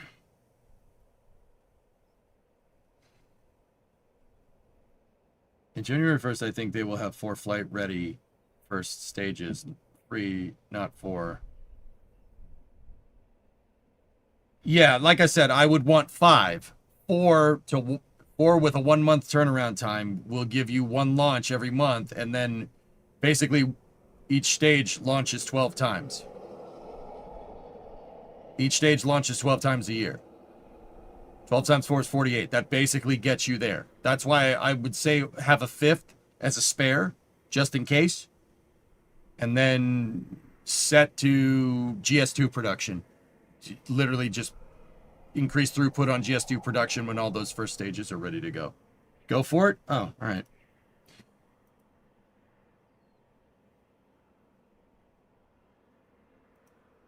Okay, or it could just go black. All right. There we go.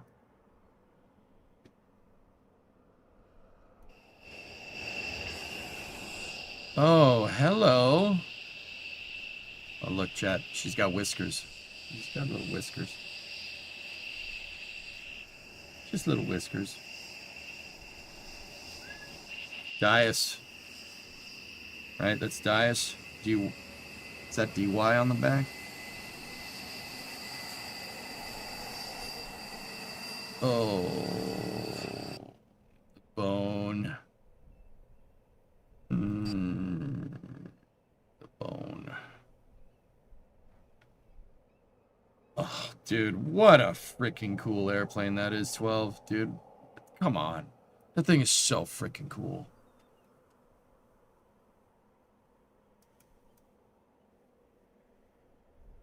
Hands. Nah, I'm good.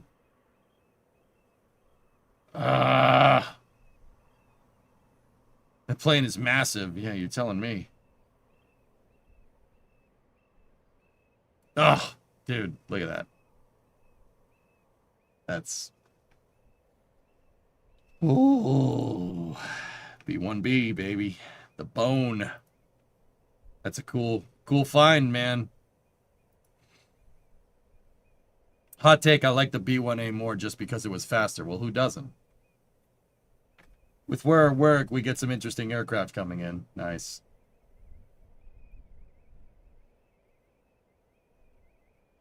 Too bad we'll never get another one like it. We used to be a country. But anyway. All right, dudes.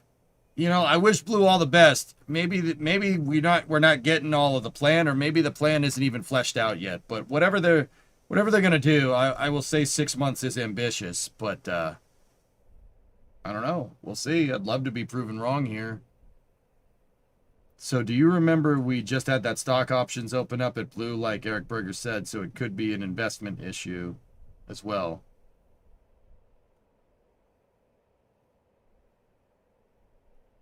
Whoa, whoa, whoa. What's this baby face we got going here? Yeah. Yeah, like that? Streamlined, efficient, aerodynamic.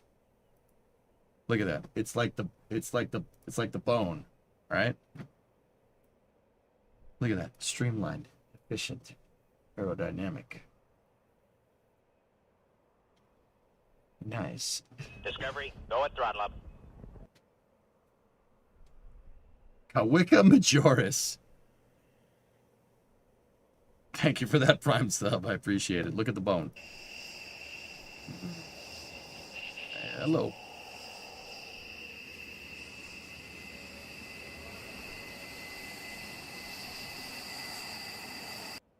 Nice. That is a cool freaking plane, dude. That thing is... it's such a cool looking plane. I'm sorry. So the people that don't know, that plane has swing wings like an F-14, only way bigger. Who are you? Danny McBride and Pineapple Express? It's my cat's birthday today. Wife says if I shaved clean like that, it's instant divorce. Damn, dude. 201st, you just joined. Did you see the new Relatively Monthly update? Love what they're doing over there. Yeah, we just watched it a second ago, dude. Yeah, good stuff. We have a problem with testing all of our stages. There have been a few ideas like make pad B or use ML2 at 39B amongst other ideas.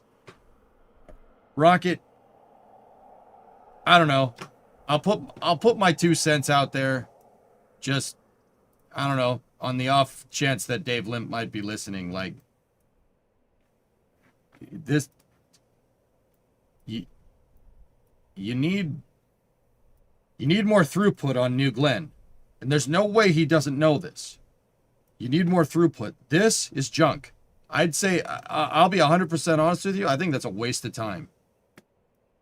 That would be a waste of time. Honestly, clean sheet, a vertically integrated pad. Clean sheet it. Demolish this thing, build it in its place. Build, essentially, a mobile launcher platform, and then get rid of the stupid ramp. Get rid of it.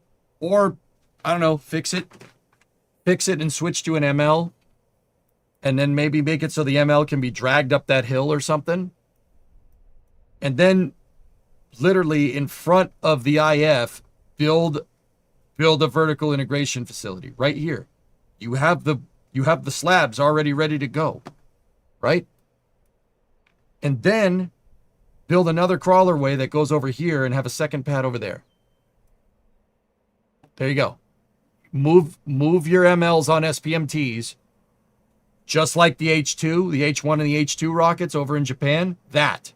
Do that. Then just duplicate this. Build it over here. You just finished building this damn thing. Build another one. In fact, start on that one right now. Build this one out. Get that one operational because that one's going to take a second to tool up. And then, because your MLs are on SPMTs, that'll make it so you could put a third one out here to 36B. So you have 36A, B, and C. Like, that's what I'd be doing. Or at least two of, I'd build another one of these. Build another one right there. And just...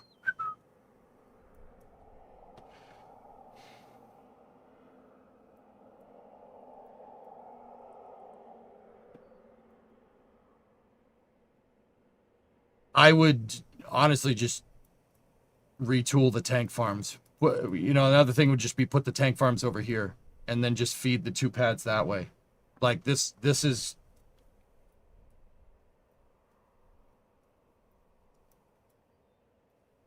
Yeah, either that or start looking for shuttle mobile launchers. I think there's still one of them.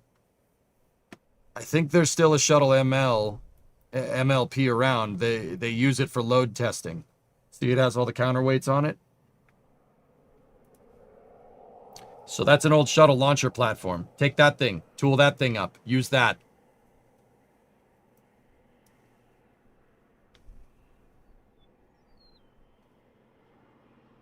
Check out Space Coast Live. Marmac 31 is returning. Huh. Why is it, oh, that's weird. There used to be 3 of these shuttle mobile launcher platforms. I think they scrapped one of them or 2 of them.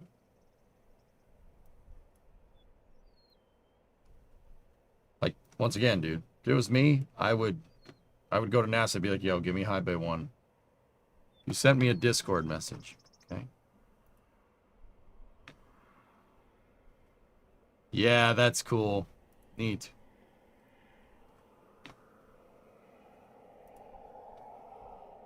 I thought 36B was going to be the current northern pad. Yeah, but, you know, I think that, you know, renaming it might not be the stupidest idea because you're coming up with a new plan because your pad just exploded. They are transporting stands from Starbase to the Cape. Yeah, they loaded up a transport stand. That's right. Is there even a road with a vertical clearance from NASA's VAB to 36? The hell with 36, dude. Honestly, I think the simplest solution would be to take a shuttle ML,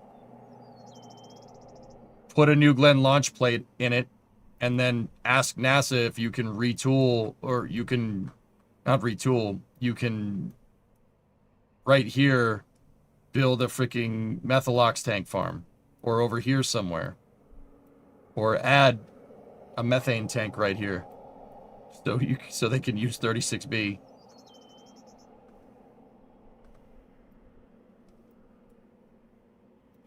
Or, freaking, I would say, build 36C right here. That railroad line isn't in use anymore, so don't need to worry about that.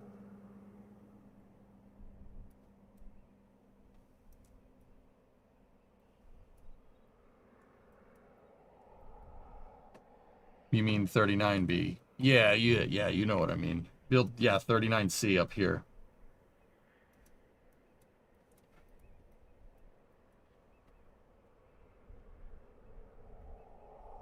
What was that railroad line used for? Commodity filling at 39A and B.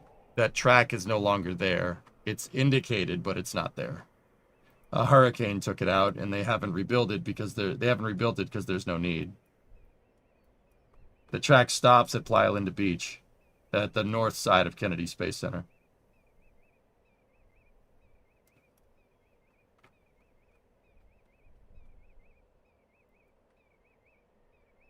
Bring a checkbook. All of these plans that I'm coming up with are kind of going off the notion that Blue basically has an infinite money glitch. And to be completely 100% fair, they kind of do.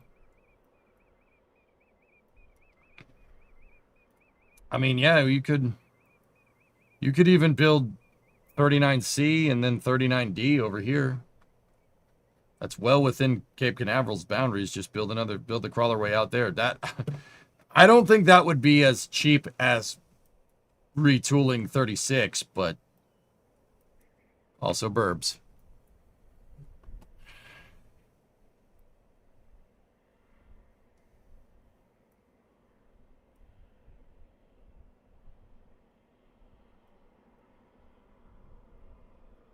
Yeah, you could clean pad that thing, Aqualux, yeah. Would they even be allowed to expand 39 without the environmental rules? With money, you can do whatever you want. How much lives would it take to rebuild this pad for one human?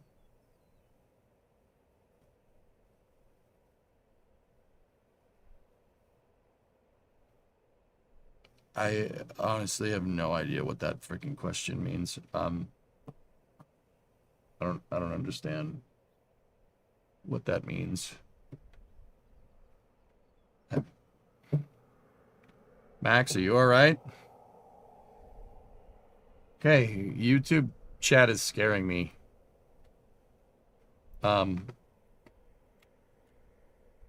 Temporarily refurbish the pad. That seems like what they're gonna do, and I don't think that's wise. The feeling I'm getting from upper leadership is that the schedule is the issue, not the money.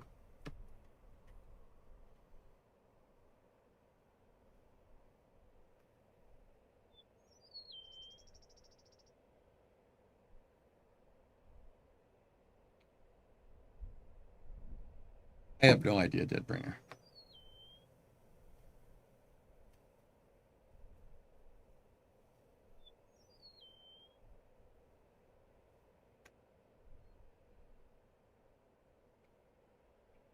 I mean, Strickler, if it was me, I would build out 36B. I would build out 36B for vertical integrations, build that like special for vertical integration, and then based off of what you learn from that pad, retool 36A. And then you know, if you do that, my 12-month plan here, basically 12 months you get one pad up, 18 months you get two pads up. Done. Easy peasy. Done. And that 18 months is, for the most part, by the end of 2027, you have two operational Newglands pads.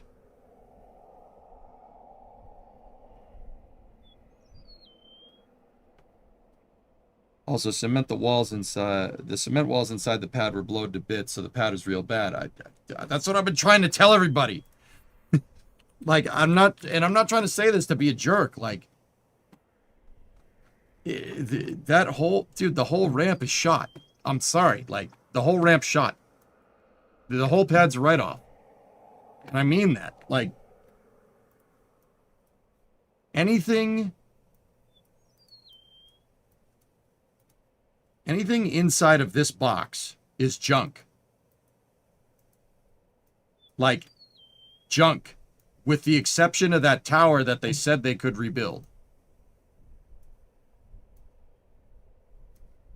It's junk. Bulldoze it. Start over. Just bulldoze the whole damn thing. That's what I'd be doing. You know, make sure it's safe and then just bye-bye.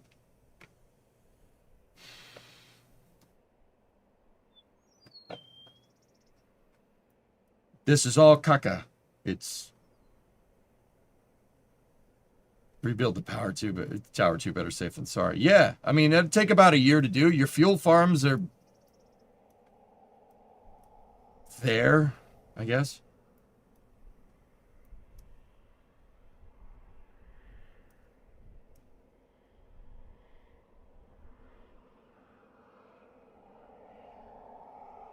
How long would it take to cure the concrete?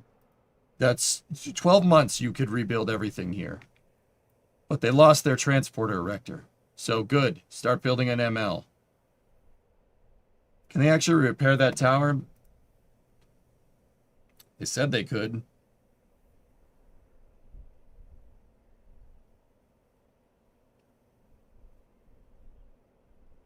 Steel for the tower, I think, is a long lead item.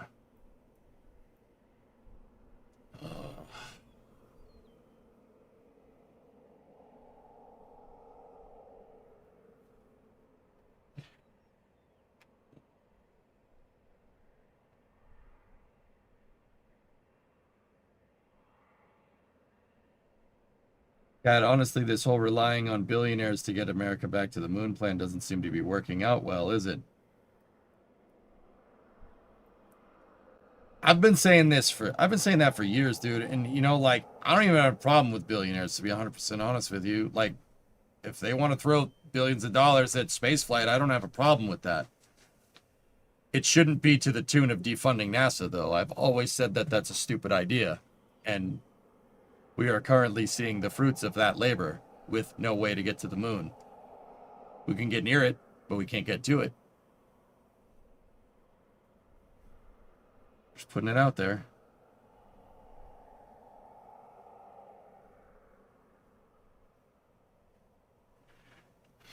Like, I don't have a problem with the commercial space programs, handling logistics, resupply missions, even crew transport in some capacity here, but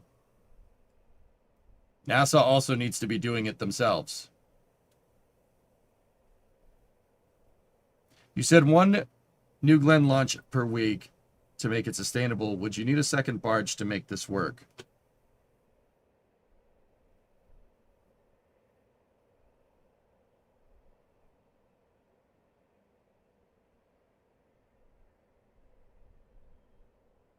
No. No. I wouldn't use the barge if you really want my honest opinion. I wouldn't use it. RTLS New Glenn. It has wings. Build a landing pad at Complex 36. You're going to look at me like I'm crazy. You're already vertically integrating it. Why not? So, you take a big hit on payload capacity. You're launching every week. It doesn't matter. Could they use trains for this? Yes, but I don't think they will. New Glenn has pretty good downrange capability. You get a good boost back burn out of that thing. You could get it back. It would be to the detriment of your payload mass. You'd probably half the payload capacity. But who cares? You're launching every week. It doesn't matter. And what if we RTLS the first and second stage? That would be really smart, because then you could support a really high launch rate.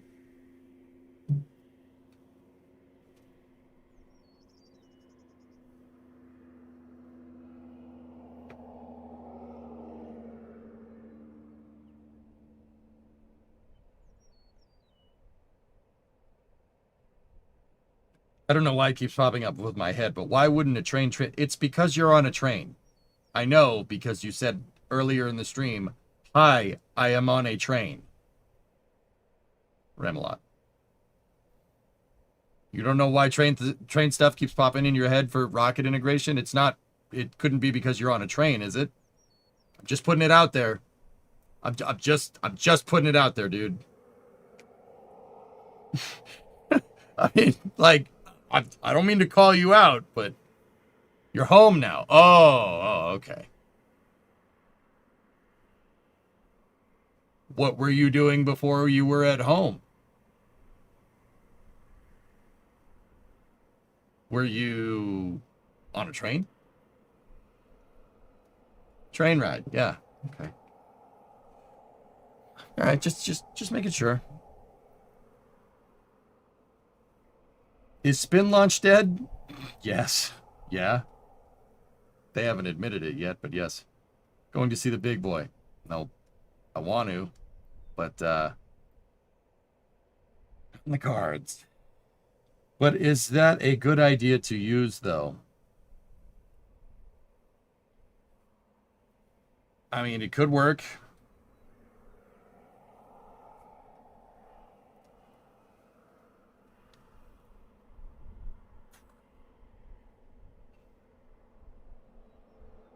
It's possible.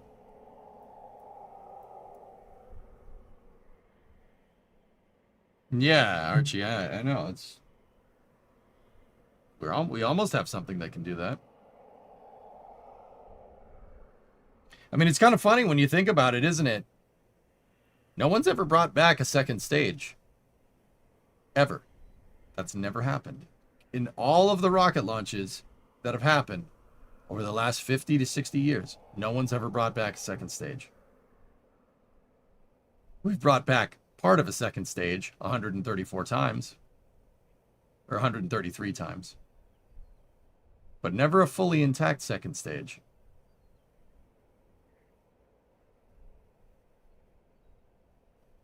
It'll be fine, Vargon. They could probably just reapply the comment or just thicken it up.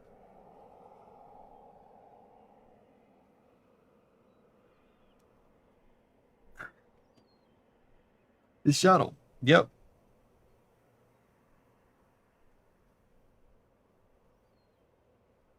But yeah. Anyway, what else? So you guys said that. Here, actually, you know what? Let's check this out first. The exploration company. This is from European Spaceflight. This is from Andrew Parsonson. The exploration company completes Nix drop test. The exploration company has completed a key milestone in development of its Nix spacecraft after successfully conducting a drop test designed to validate the performance of its recovery system. Nix is designed as a reusable space capsule that will be used to transport cargo and potentially crew to low Earth orbit. The company is currently working towards an initial demonstration of Nix in 2028 with support from the European Space Agency through its low Earth orbit cargo return service initiative. On June 4th, the exploration company announced that it had completed an initial drop test designed to assess the performance of the space capsule's recovery system. The company used a dedicated drop test vehicle designed to mimic its mass and aerodynamic profile. The parachute system used for the test was provided by US-based Airborne Systems. That's Dragon and Starliner, which has supplied or supported the development of parachute and recovery systems for Starliner, Orion, Dragon, and New Shepard capsules. While designed for splashdown recoveries, the test was conducted in the Mojave Desert, with the company explaining that the location simplified the logistics of the test and facilitated faster recovery of the test article following its completion. The adjustment did, however, require the company to include a sacrificial outer panel to support ground impact, enabling it to recover the rest of the hardware in a state fit for future test campaigns. Pulled up by a CH-47, operated by Alaska-based Rotac Helicopter Services. Lifted the drop test vehicle to 2,800 meters before releasing it. Rather than being deployed by the vehicle itself,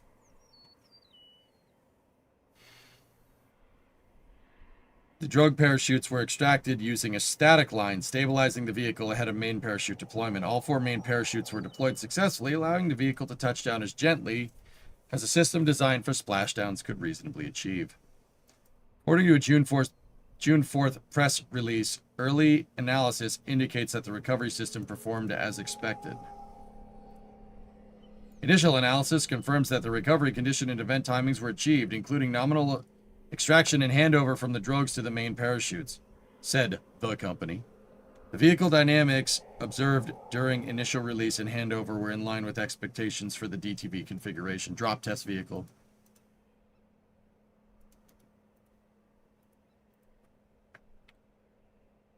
Interesting.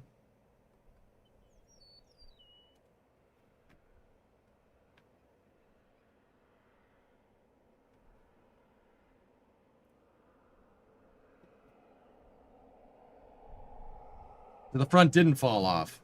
Well, it was towed out of the environment with the Chinook. See, it's removing it from the environment there. Hey, Leptic. What's up? Haven't been here in a minute. Just wanted to drop by and say I finished my associates at 32 in mechanical engineering last semester and drew inspiration from streamers like yourself to get it done. Boom. Thanks for being one of the few streamers to cover this type of content and draw interest to the field. Hey, my pleasure. Congratulations, dude. Associates at 32? Yeah, you're good, man. You're good. That's awesome. Now get out there and build something cool. Like what I'm doing. This is the next step. Building something cool like this. Build a car. Build something. You should always be building. Always build something. Making stuff is cool. Seriously. Always be building. Always be building. Could be in a game. Could be in your garage. Hey, Ultra, how you doing?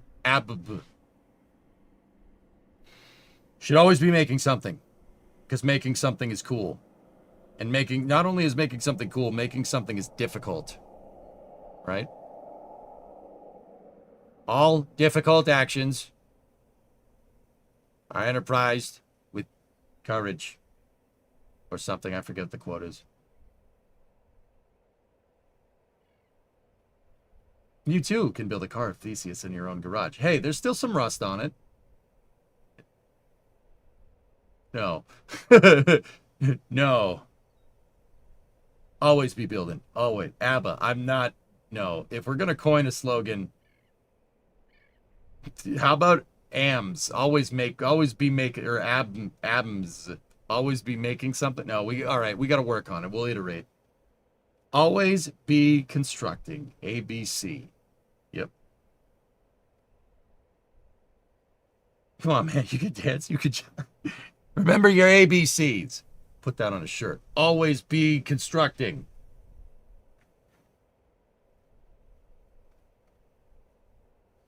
Seriously. I'm not even kidding. You should always be making something. I don't know why I haven't bothered, like, telling you guys that, like, all the time. Should have been saying this a long time ago. Always be Kerbling. Huh. All right. Okay, where's that, did SpaceX, there's a new SpaceX thing? Oh. Elon Musk provides a technical update on SpaceX's capability from SpaceX Expo. All right. Well, let's sit back, relax, and hear what's up here. All right. Well, hello everybody, and It's welcome. Dan. Hanging out. I got Elon and Ian Dahl with our Starlink team. Figured we'd check in. It's been, typical SpaceX year. Launched a brand new vehicle, acquired XAI, now SpaceX AI, announced a Terra-sized chip building project, and so. Yeah, never a dull moment. Yeah, never a dull moment. Typical year. And so let's kind of wanted to connect some of the dots on how this all feeds into making life multiplanetary, starting to climb up the Kardashev scale, maybe show off some cool new AI sat stuff. Let's kind of start galaxy sized and bring people in with the Kardashev scale. What's There the you big go. picture? Always be What's the building big stuff. picture? What is the Kardashev scale? Like, how do you decide? Isn't it the Kardashev scale, not the Kardashev? What progress the civilization has made? That's the most objective metric that any alien species, say, visiting us, would calibrate how much progress we've made as a Kardashian civilization. And one of the most objective ways to do that is the amount of power that any given civilization has been able to harness. There was a Russian physicist, actually, I think, by the name of Kardashev, who thought about this, and I think it's a good way to characterize it, which is you can have you can assess how well a civilization is harnessing the power available on the planet. That's type 1. And then type 2 would be how much of the stars' power are you harnessing? And then type 3 would be how much of the galaxy's power are you harnessing? These are very objective and measurable numbers. So right now we're very low on the Kardashev 1 scale. Like if you say like what proportion of our planet's power are we harnessing? It's a very, very tiny number. The universe. And basically we're harnessing almost nothing of our star's power. So the sun is truly an immense thing. It is difficult with words to characterize just how immense the sun is, but this gives you sort of a sense of scale. Yeah, it's a big difficulty jump going from level 1 to level 2. Very big difficulty jump, yes. And level 3, and we don't even know how to do level 3, really. We'll get there. Yeah, exactly. AI will figure it out, I suppose. One way to appreciate the size of the sun is to think about how heavy is the sun compared to all the rest of the mass in the solar system. So the sun is about 99.86% of all mass in the solar system. It's everything, and then of the remaining 0.14%, most of that is Jupiter, one planet. So we're still lightweight. Yes.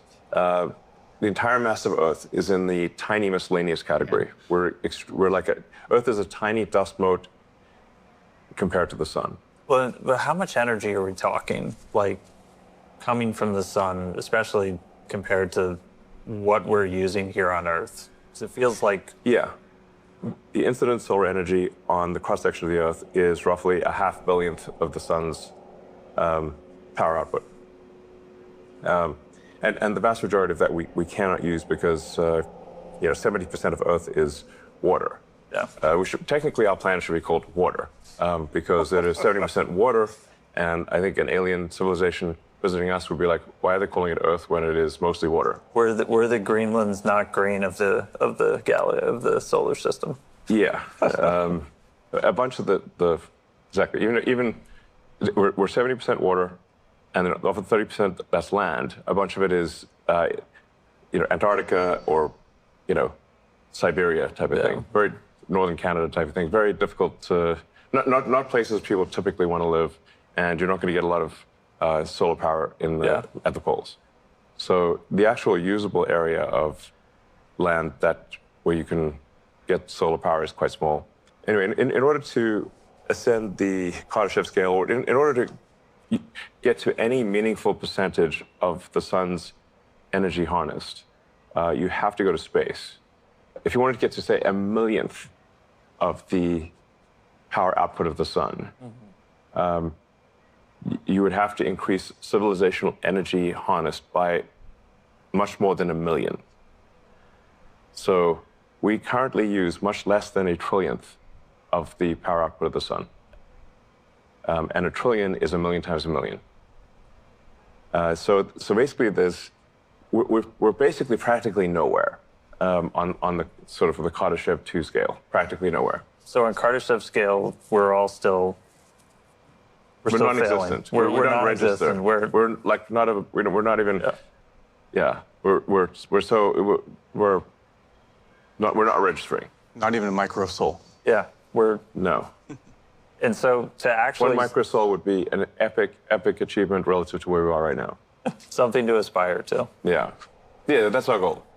And this is, I think, both simultaneously an incredibly adventurous goal relative to where we are, and yet not particularly adventurous as a percentage of the sun's energy to try to achieve power harness being 1 millionth of what the sun outputs. And so to actually start A microsol. Yeah. to actually start getting there, though, we're not just going to throw solar arrays in space, try to soak up a bunch of the sun. Like, there has to be a need. Like, you want to go up there and do something meaningful. And obviously, until this point in human history, like, there hasn't really been a need. What has changed to make us think that, like, maybe now's the time to start trying to notch a percentage point or two? I mean, getting to 1% of the sun's energy.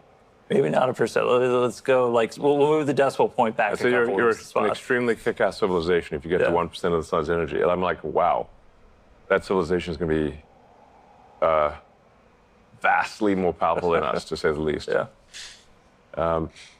So in order to start to make some progress on the Kardashev scale, we need to launch satellites to to orbit Earth and capture solar power, and that avoids the need to build massive power plants on Earth and deal with cooling, because cooling is actually much easier in space than it is on Earth. You can just radiate to the vacuum.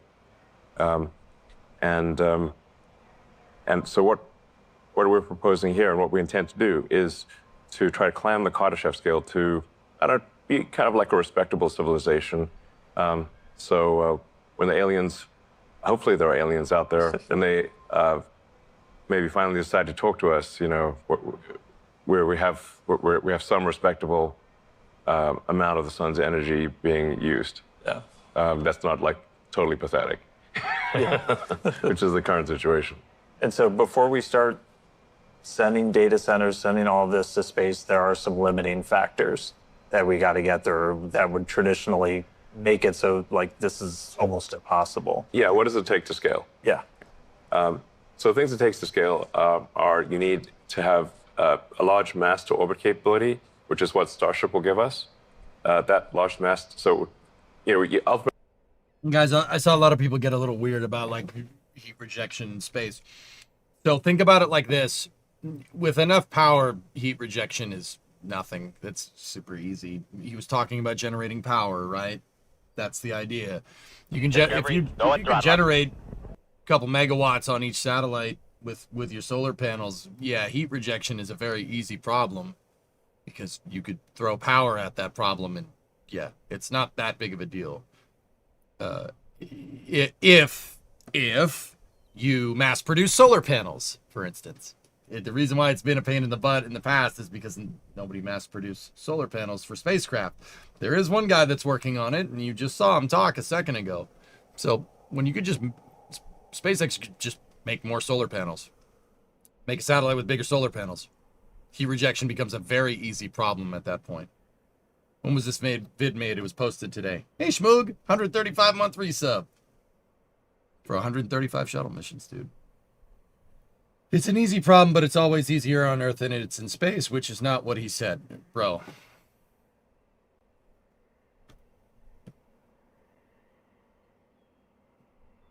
If you're gonna do this, I'm just shutting it off and I'm going to eat dinner. We get it. You don't like him, right? We get it. You need to send millions of tons to orbit and beyond, and you need the power associated with that. So if you want to put 100 gigawatts or ultimately a terawatt into space from Earth, you will at some point need a terawatt of solar, and then you're going to need a terawatt of AI chips. So the three things you need are mass to orbit, a lot of solar power, and radiators, of course, and a lot of chips. All right, well, let's start ticking down the list. So mass to orbit, that's where Starship comes in. Yeah. We just had first flight V3. It was awesome. I know you were there. It was crazy to see that rocket launch. Yeah. And like long time coming. What's Starship's kind of purpose of being? What is it going to be doing? I'm good, Dennis. Yeah, so Starship is going to revolutionize space, really. It's the first rocket design that is capable of full and rapid reusability. Now, reusability is the fundamental breakthrough that is necessary to make life multiplanetary, as well as to ascend the Kardashev scale. You simply cannot ascend the Kardashev scale unless you have a reusable spacecraft, and you cannot extend life to the moon, to Mars, and to the rest of the solar system without a reusable rocket. The cost is simply prohibitive. You can't make enough rockets. Yeah. Unless you can refly them. Just like any other mode of transport, you can imagine that if we had to throw away airplanes every time we flew, flying would be far too expensive, and basically no one would be flying airplanes. You're doing a whole lot more driving. Rapid reusability. Yes. Every mode of transport is reusable, without which is simply not viable as a transport system. So cars, planes, boats, horses, bicycles are all obviously reusable. Yeah. With rockets, it's much harder to make a rocket reusable because Earth has a deep gravity well and a thick atmosphere. And these make it just barely possible to achieve reusability with a rocket. And there have been many prior attempts to create a fully reusable rocket, and most of those attempts have been abandoned partway through because they didn't think they could succeed. In order to achieve full reusability, everything's got to be perfect. The engines, the structure, the avionics, the choice of propellant. You've got to go to extreme measures for mass optimization, which is why we have the tower catch the rocket instead of putting on landing legs, which are heavy. The rocket can simply be caught by the tower. And we haven't achieved full reusability yet, but we do expect to achieve that hopefully later this year with Starship. And then you've got to achieve full reusability. You've got to go a step beyond that, which is make it rapidly reusable, such that the rocket lands, it gets caught by the tower, gets put back on the launch stand, and can be flown again without any refurbishment or laborious inspection, like an aircraft. Yeah. This is incredibly difficult. This is the first time that there's ever been a rocket where that is possible. That's what makes Starship so profound. I mean, it also happens to be the largest flying object ever made, the heaviest flying object ever made, the most powerful moving object of any kind. You know, Starship V3 is more than double the thrust of the Saturn V moon rocket. By version 4, we'll be pretty much 3 times the thrust of a Saturn V moon rocket. And we expect Starship to be flying more than once per hour down the road. One of the fun facts from Flight 12, Way that down the was road. actually the heaviest payload SpaceX has ever flown. Way down the road. It's gonna take some time. I'll just take one reuse.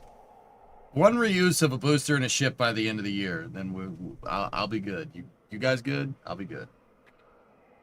Once per hour is not happening in the next 5 years, dudes. Maybe 10, maybe. Even with SpaceX's rapid lightning pace, probably 10. I'd say you could get down to an hour in 10 years. 5 years? That's a tall order. It's a tall order, like saying your launch pad that just blew up is going to fly something in 6 months. But it's a good goal to have, right? Like, to the point where it's like an airplane. That's what they're trying to do here, man. That's what Starship's trying to do.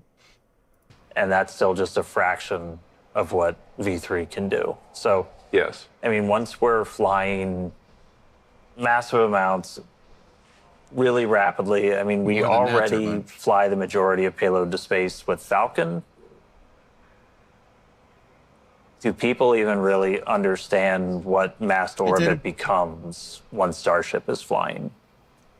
It's many orders of magnitude greater than what is the case today. So even with Falcon 9, Falcon Heavy, SpaceX delivers almost 90% of all Earth mass to orbit. I think we're somewhere between 85 and 90% right now. And then most of the remaining mass, I think, is launched by China. And then the rest of the world, including the rest of the US, is the remaining, 5 to 7%. Now, with Starship, we'll be aiming to go from somewhere around 2,500 tons a year to orbit to millions of tons per year to orbit. And to do so at a pretty short period of time. So we think probably we can get to 1 million tons to orbit per year in about 3 years, thereabouts. Starship, Now, I believe that. I think that's doable. Yeah. I'd say 5. I would say 5 years. 5 years is, even 5 years is pretty damn optimistic, but yeah, that's doable.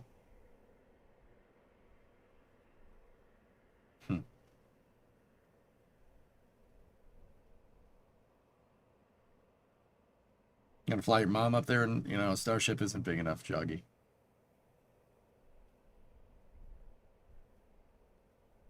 Three years for $1 million pound. What is that? Hang on, let me back it up. What did he say? 1 million tons? What is that? 100,000 Starship flights a year? Yeah.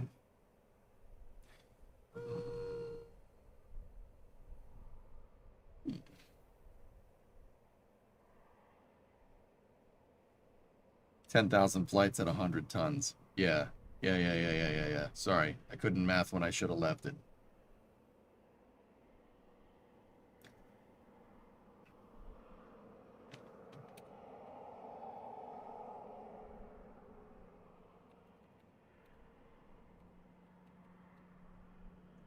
$27 flights per day. Yeah. Yeah, you remember when I said like 5 years? It's probably closer to like 10 to get something like that. Yeah. Yeah. I believe it's doable. Yeah, 10, even 10 would be pushing it, but guys, you know, I know people are going to think I'm full of it, but he always does this, dude. Elon always sets the goals high. He's always set the goals high. He's always done that.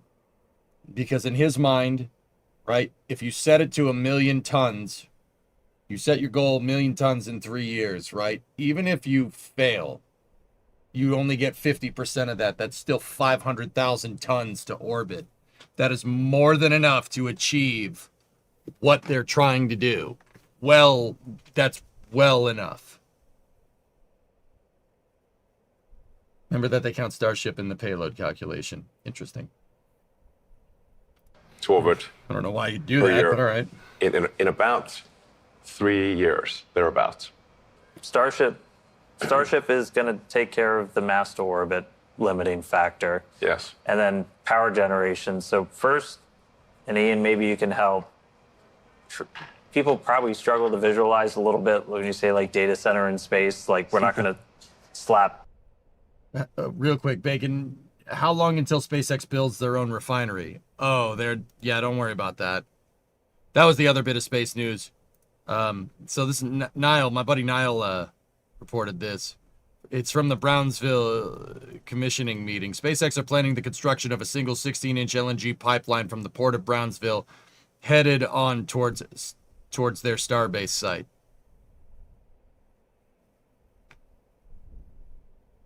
So, yeah, about that, dude. About that. It's funny you mentioned that. Yeah, that with the ASU. Yeah, good to go. Anyway, back to Dan. 16 inches, that's 400 to 6 millimeter for metric people. That's big. That's a big pipe, yeah. Engines on a building and fly it up there. Like these actually look like pretty different. And so kind of walk through LNG, how you take liquefied something that's natural in a gas. giant building on the ground and turn it into something that's functional in space. Yeah, I think it's pretty interesting. A lot of people don't actually know what the inside of a data center even looks like, That's where right? the old railroad was. And It's some like mythical place where the internet's in the cloud or something. yeah, some people envision wires, some people envision boxes, but like effectively it comes down to a set number of chips and the things that we need to launch into space are actually quite small when we look at it. The more challenging part is figuring out how do you get the power for it, and that's where a lot of what we've worked on for existing like Starlink technology, the solar arrays, are what we want to utilize that expertise to. So these V3 satellites, look, they got racks in them. See that? To be able to build a satellite that can actually launch the critical components of the data center into space itself. We like to look at this and say, like, what is the actual engineering problem here? And it's really a combination of delivering power and then taking the waste heat and energy away and sending it into the vacuum of space, as you mentioned. Huh. Yeah. No. That's weird. Didn't I say that like a second ago? Are you serious? I told you that a moment ago. Huh. The AI satellite is actually much simpler than a Starlink satellite. A Starlink satellite has gigantic phased array antennas. It's got parabolic antennas. It's got a lot of laser links. It's much more complicated than an AI satellite. An AI satellite is essentially a lot of solar cells, a radiator, and You still need some laser links, but you don't have all of the super complex antennas that you have on a Starlink satellite. So, I mean, given the two, the easier one to design for is the AI satellite. Yeah. And It's just a little bit bigger. It's bigger. just yeah. make stuff bigger. Yeah. I was like, so we've got, this is our AI one, if you guys want to walk us through. Yeah. Yeah. So the first thing that we're really looking at here is like, first you've got to 70 meters is, what is that, like 210? No, it's like closer to 240 feet. That's a big satellite, dude. 150 kilowatt, 120 average compute payload, 70 kilowatt per ton. 150 kilowatts, dude. That's a lot of power. make something compelling, right? And we thought that the right place to start is around the 150 kilowatt like peak power level. But as we look at the workloads with our experience with XAI, we get to actually see that we can also support about 120 kilowatts of average compute. There's a difference. Yeah. What we're showing here is kind of a draft version of the version 1 of the SpaceX AI satellite, an AI-1, I guess you could call it. And seems like a reasonable place to start is 150 kilowatts peak power, 120 kilowatts sustained power, and to give you a sense of what does that actually look like in terms of the size of the radiator. How does this compare to the ISS panels?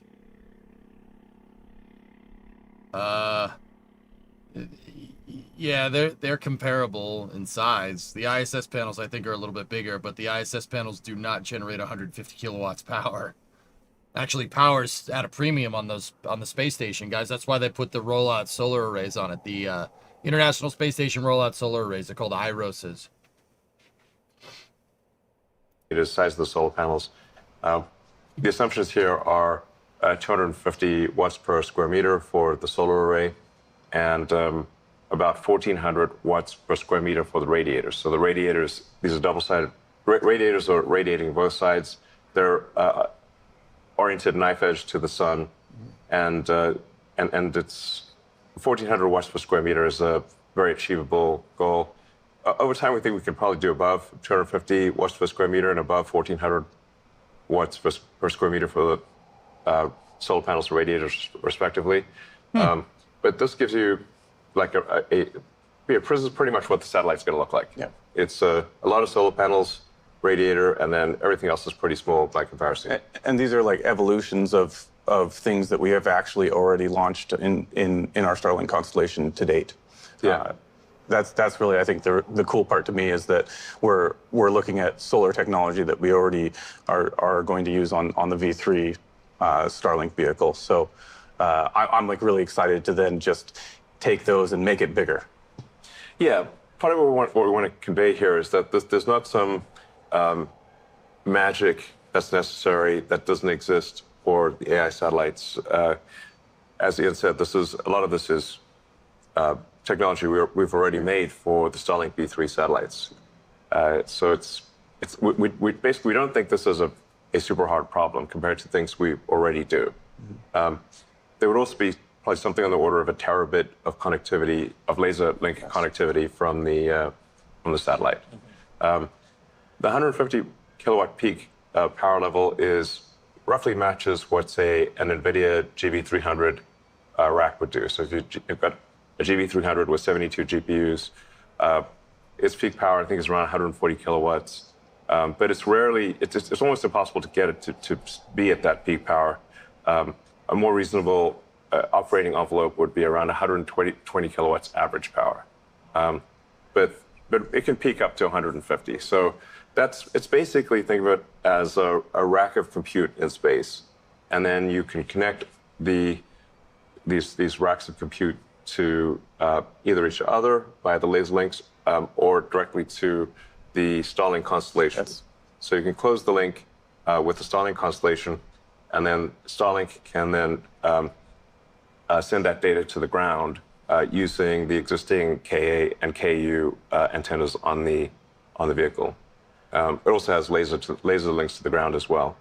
So And this would not be at a particularly high latency. You know, we're talking about, you know, maybe being around 600 to 800 kilometers above the Earth, and light travels 300 kilometers per millisecond. So that's it's about, you know, 3 milliseconds away. Basically, it's not very far. Won't worry about that too much then. It's not. Sometimes people worry, think there's going to be some like high latency. I'm like, no, speed of light moves pretty fast. Light moves pretty fast. It's a tall one. Yeah. I think the cool thing also is the radiators themselves are about the same size as the existing solar arrays for the V3 vehicle. Kind of in that realm where we're flying today. Yeah. So I mean, they got about a 70-meter wingspan. So these are fairly large. We're talking about building a lot of them and putting them up there. But you like to say, like, space is in the name. Like there's a lot of space up there. And so even when you're talking thousands or even, you know, up to 1 million satellites, you got plenty of room to move around up there. Yeah, space is really big. So it's not like space is going to get crowded. Space is enormous. Like if you zoom in close to the satellite, it looks big, but if you actually look at it relative to the Earth, these satellites are so tiny you can't even see them. So they're very, very tiny compared to Earth. And I mean, we have about 10,000 Starlinks in orbit right now. Yeah. We've got a pretty good idea of how to operate just really large constellations and do it safely now, right? We are the only operator that has any experience to that scale. It's a great thing that we have this background, so we know how tightly we can pack the satellites and fly them safely. That's a number one goal when we look at the constellation. We're going to be building a lot of satellites, and we're going to be building them here in Bastrop, right? So we've got this, which so we're in that building kind of in the middle, which we're sitting in that building right now. This is my first time here. The building is massive. Like you come around the corner, you see it through the trees, and you're like, oh wow. But we're about to kind of put this building to shame, aren't we? Yes, we're going to. In fact, we already have the solar manufacturing facility. It's under construction already, and then we will be building out the AI sat production building soon. And so we expect to have the AI sat production, the solar production, and all of that operating at some reasonable volume by the end of next year. So if anybody wants to work on AI satellites, this is kind of going to become the hub of that. We're also, so I mean, like right behind us, the machines are humming. We're still making all of our user terminals for Starlink here. Yeah. That's not going anywhere. In fact, we're turning on new production lines for new units, right? Yes. In fact, these are the new Starlink terminals, which we made in much higher volume than the current terminals. Ultimately, we think there's probably going to be a few 100 million Starlink terminals out there, and then the Starlink direct-to-cell constellation will connect directly to people's cell phones and enable high bandwidth communication directly from your phone to space. All right, we're two limiting factors down. We've got mass to orbit, got putting solar, and a few third one's chips. Yes. So at least in the beginning, we can obviously launch the chips that are already being made. So our current reference design is for NVIDIA Rubin chips, or it could be either GB300 or Rubin chips. Taylor, what's up, dude? Also have a reference design for TPUs, and essentially you can put any existing chips into orbit. But the current industry seems to be, it seems like it's going to, get to maybe around 100 gigawatts a year of AI compute. But that doesn't answer the question of, well, how do you get to a terawatt? That's why you need the terafab.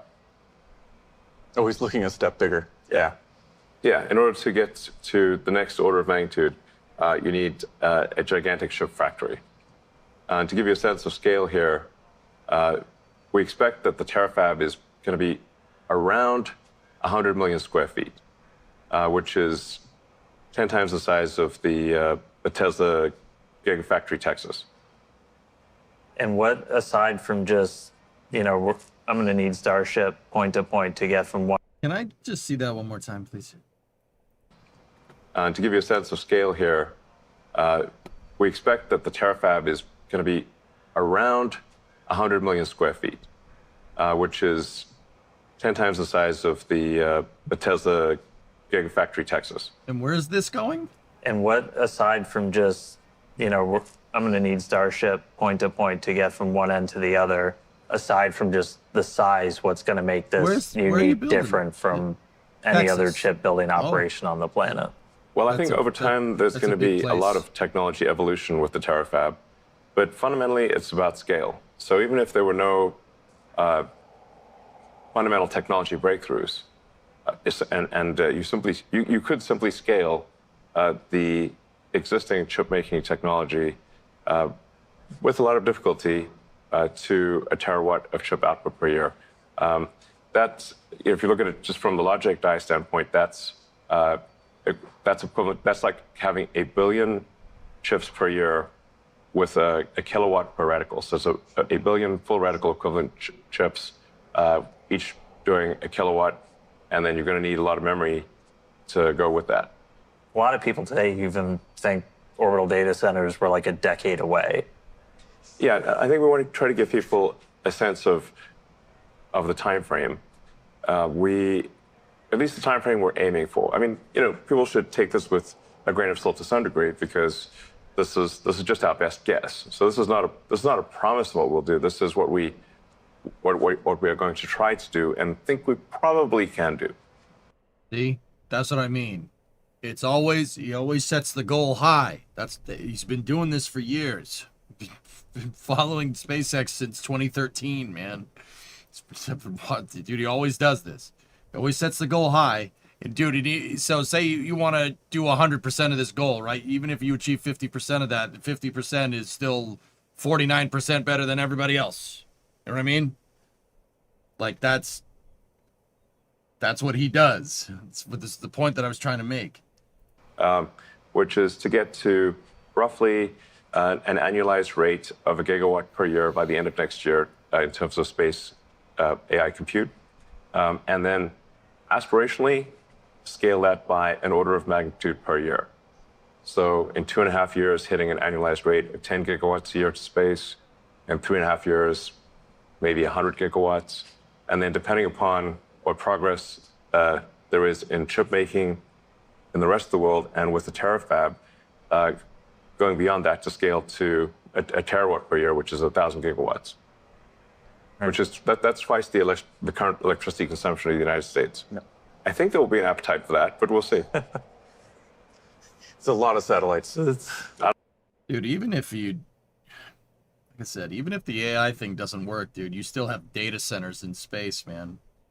Data centers in space and power generation in space, and those are huge themselves, guys. A lot of, just for a little bit of reference here, a lot of ISS modules got cut because they couldn't generate enough power up there.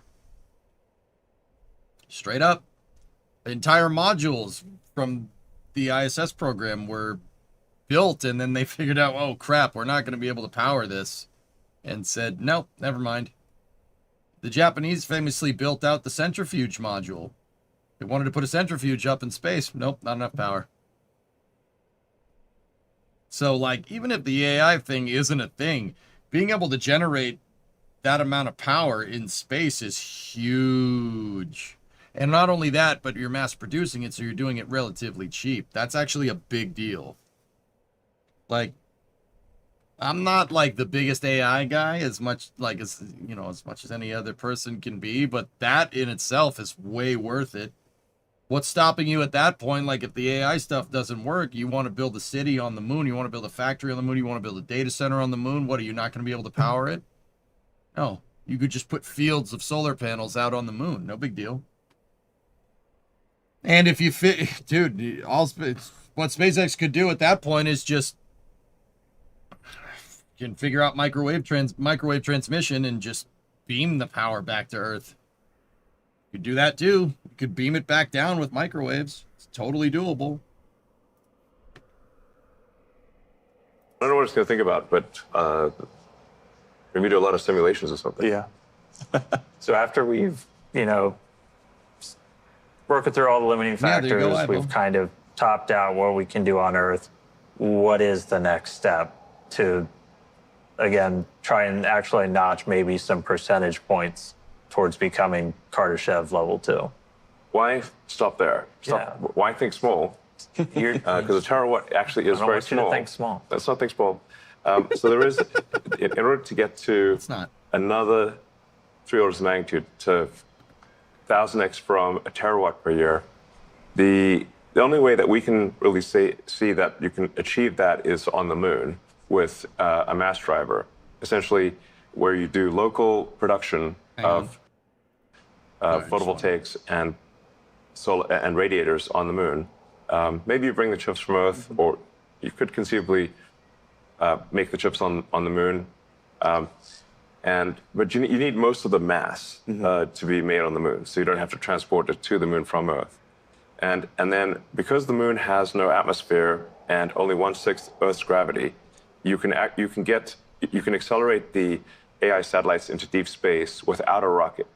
So you can basically shoot them into space using an electromagnetic gun, like a rail gun type. I mean, it's basically a linear electric motor is a way to think about it. I think we can show people. Velocity around the moon in low lunar is, what is it, guys? About 1,600 meters a second. So that thing needs to basically shoot something out faster than a kilometer a second, just for what it's worth.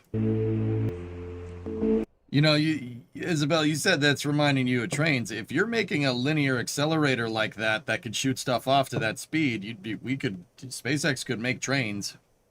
They could make trains on the moon. I don't know why you'd need trains on the moon, but whatever.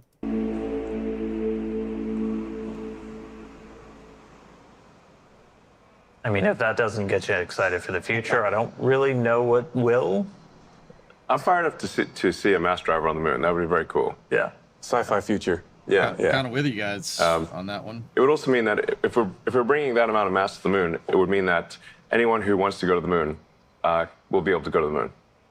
Gotta hope you don't get moon dust in the tracks. I mean, what's gonna make dust in the tracks? I agree with you, but I mean, as long as all you gotta do is clean them once, you should be good. And I think that would be pretty cool. Yeah. I'm going to be jumping first in line to get up there. Yeah, I mean, everyone should go to the moon at least once, I think. Yeah. Just once. Yeah. You can move once. there if you want. You can go live on the moon. We'll see. Thanks, guys, for chatting with me for Who wrote the moon rules #1 on my car? a little bit. All right. Excited to see a whole new kind of satellite, a whole bunch more Starship launches, more chips, more solar, more everything. It's a big future, but I'm excited to see everybody at this company go out and build. All right, sounds good. It's exciting. Thanks, guys. It's about 2,000 meters a second for the moon. Yeah. So, okay. Just that thing needs to accelerate to 2 kilometers a second. Satellites do roughly 2 kilometers a second, and then the satellite's thrusters should be able to take over from there. But if you did need to clean the tracks, you could use a special car that scrubs the tracks. Yeah.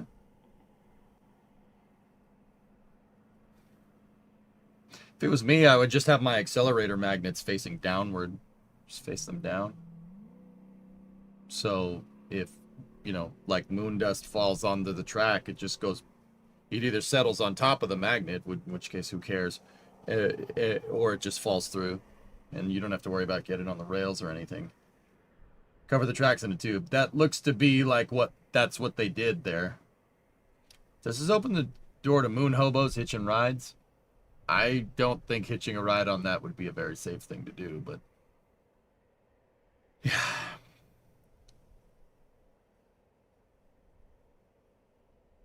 Imagine you go from working on old cars to working on old moon rovers. I would like to retire on the moon. That'd be pretty sick, or at least take a vacation there. That'd be pretty awesome.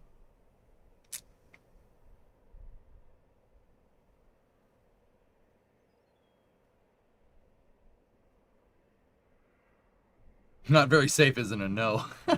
Yeah, you're right. You're right. That would be something, man.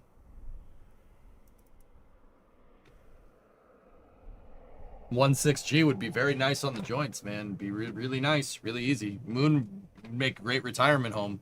Not even kidding. I mean, if you retired to the moon in your old age, you pretty much would not be allowed back to Earth. You'd probably spending like like if you spend like 5 years on the moon, you coming back to Earth would probably be out of the question.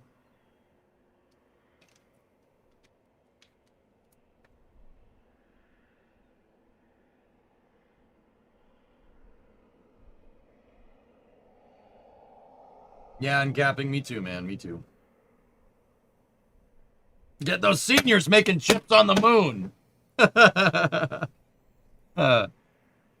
Imagine how beautiful it would be to look up and see lights on the far side of the moon. Knowing humans made it, I mean, I'm not gonna not be, but yeah, no, I'm gonna be pretty good with that. That's fine with me.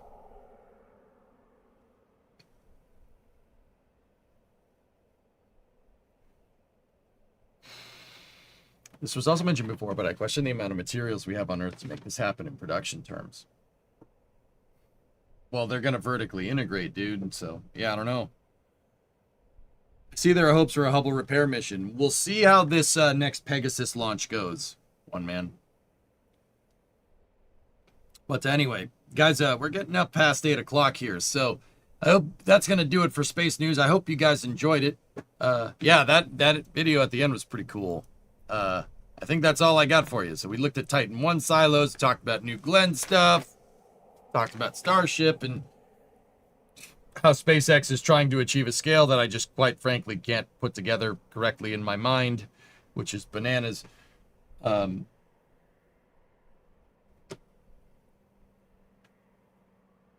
Putting data centers in space makes no sense because the infrastructure does not make sense. Even if you had an aggregate link system for your data center, you're still only in the tens of gigabyte download compared to that terabyte data that data centers need.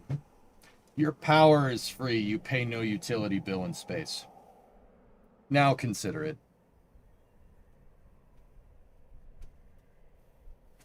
Check DMs.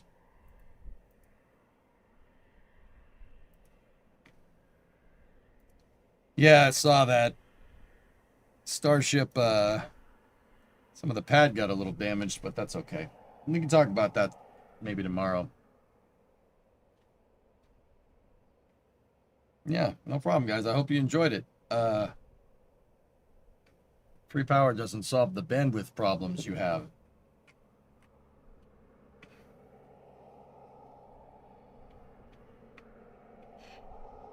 All right, let me ask you a question. Do you think SpaceX would even bother doing this if that bandwidth problem that you just said existed? I want you to think about that one. Really think about it. Do you think they would even bother? If they somehow see some type of bottleneck that you see that they don't see, do you think they would still do it?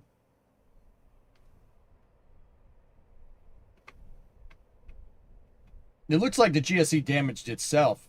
Oh my. Yeah, from what Fluffy was linking.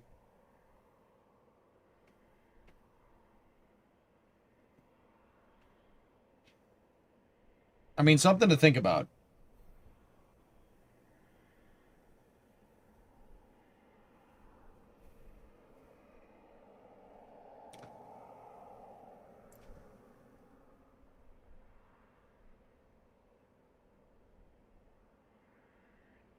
Like at this point, guys, I'm fairly confident that SpaceX has pretty much any pain points, let's say, for orbital data centers pretty much figured out.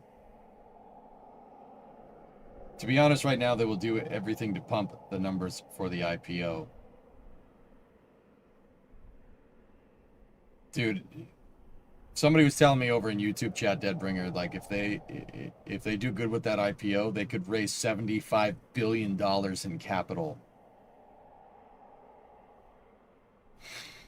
$75 billion, dude. If you think about that from just a spaceflight perspective, $75 billion is more than enough to make a fully reusable vehicle. That's more than enough. That's like Dude, you could brute force. You could get for 75B Billies like that, you could get the shuttle program running pretty damn good. Like, and probably have about, I don't know, $65 billion left over. I'm serious, like that, you could get the space shuttle operating, like, I'm talking squadrons of freaking orbiters. Just did the math. You need about 2.7 kilometers a second from the surface of the moon for an accelerator to escape Earth orbit. The satellites have thrusters on them, though, Lava. Saturn V? With Saturn V's blackness, you could launch 75 billion. You could probably launch Saturn V's on the same frequency as Falcon 9 at that point. That's a guess.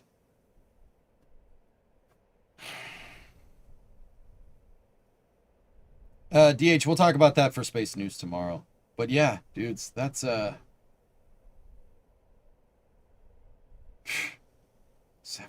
Bs. Saturn V isn't a good example to use here. For 75 billion, you could get a Saturn V launching every other day. I know it's not the best example, but somebody asked. Like, that is insane. Think about that, what that really means for a moment. 3 or 4 Saturn V's a week.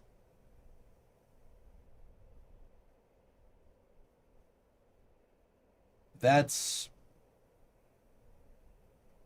let's see, 120 tons a pop. 40, almost 500 tons a week to space. Starship is going to exceed that if Elon has his way.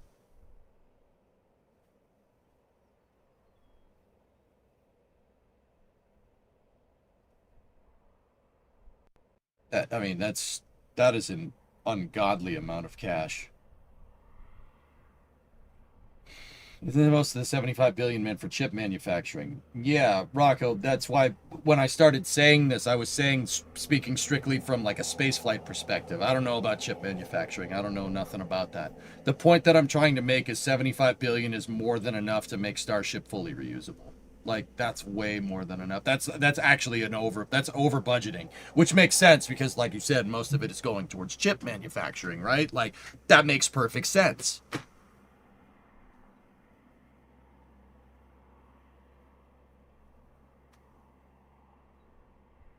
Could and should those engines? No, thank you. Let's go with the Starship methods instead. Once again, I'm just telling you what a viewer asked me, and you disagree with what a question that I answered. My first inkling was the shuttle. You could get the shuttle program. Yeah, you could get the shuttle program operating pretty much on a daily basis for 75 Bs, and probably have, I don't know. I said, yeah, that'd cost you about $10 billion to get the shuttle running, like maybe launching once a week. Yeah, you could do that for 10 billion, maybe 15. In which case, you have $60 billion left over to do whatever. Maybe AI can speed up Starship development. AI is only as good as what it's trained on, dude. And the Starship program is going to need new novel ideas. It's going to be a while before AI like designs a rocket from the ground up. To be 100% honest with you, though, if I was SpaceX, here's what I'd be using Grok for. I'd be using Grok for telemetry analysis and data queries. Think about it. That's what I would be using it for. I would be using it to stockpile Falcon 9 flight telemetry, Starship flight telemetry. I'd be using it for processes and data, basically data analysis on telemetry simulations. Yeah. And then simulation computing on top of that. You know, you launch a Starship, right? It has all the data. You launch another Starship, it has the data. Now it has, you know, you launch 3, you get 3 points of data, and now you can run with it. That, like, yeah. That's what I would be using. I'd be using it for data analysis to make more reliable launch vehicles. That's just me, though. Normal machine algorithms would be way more efficient than using autoregressive large language models like Grok. Yeah, I know. SpaceX already does that. What it's worth. They've been doing that for years. Why do you think Falcon 9 is so damn reliable? That's why.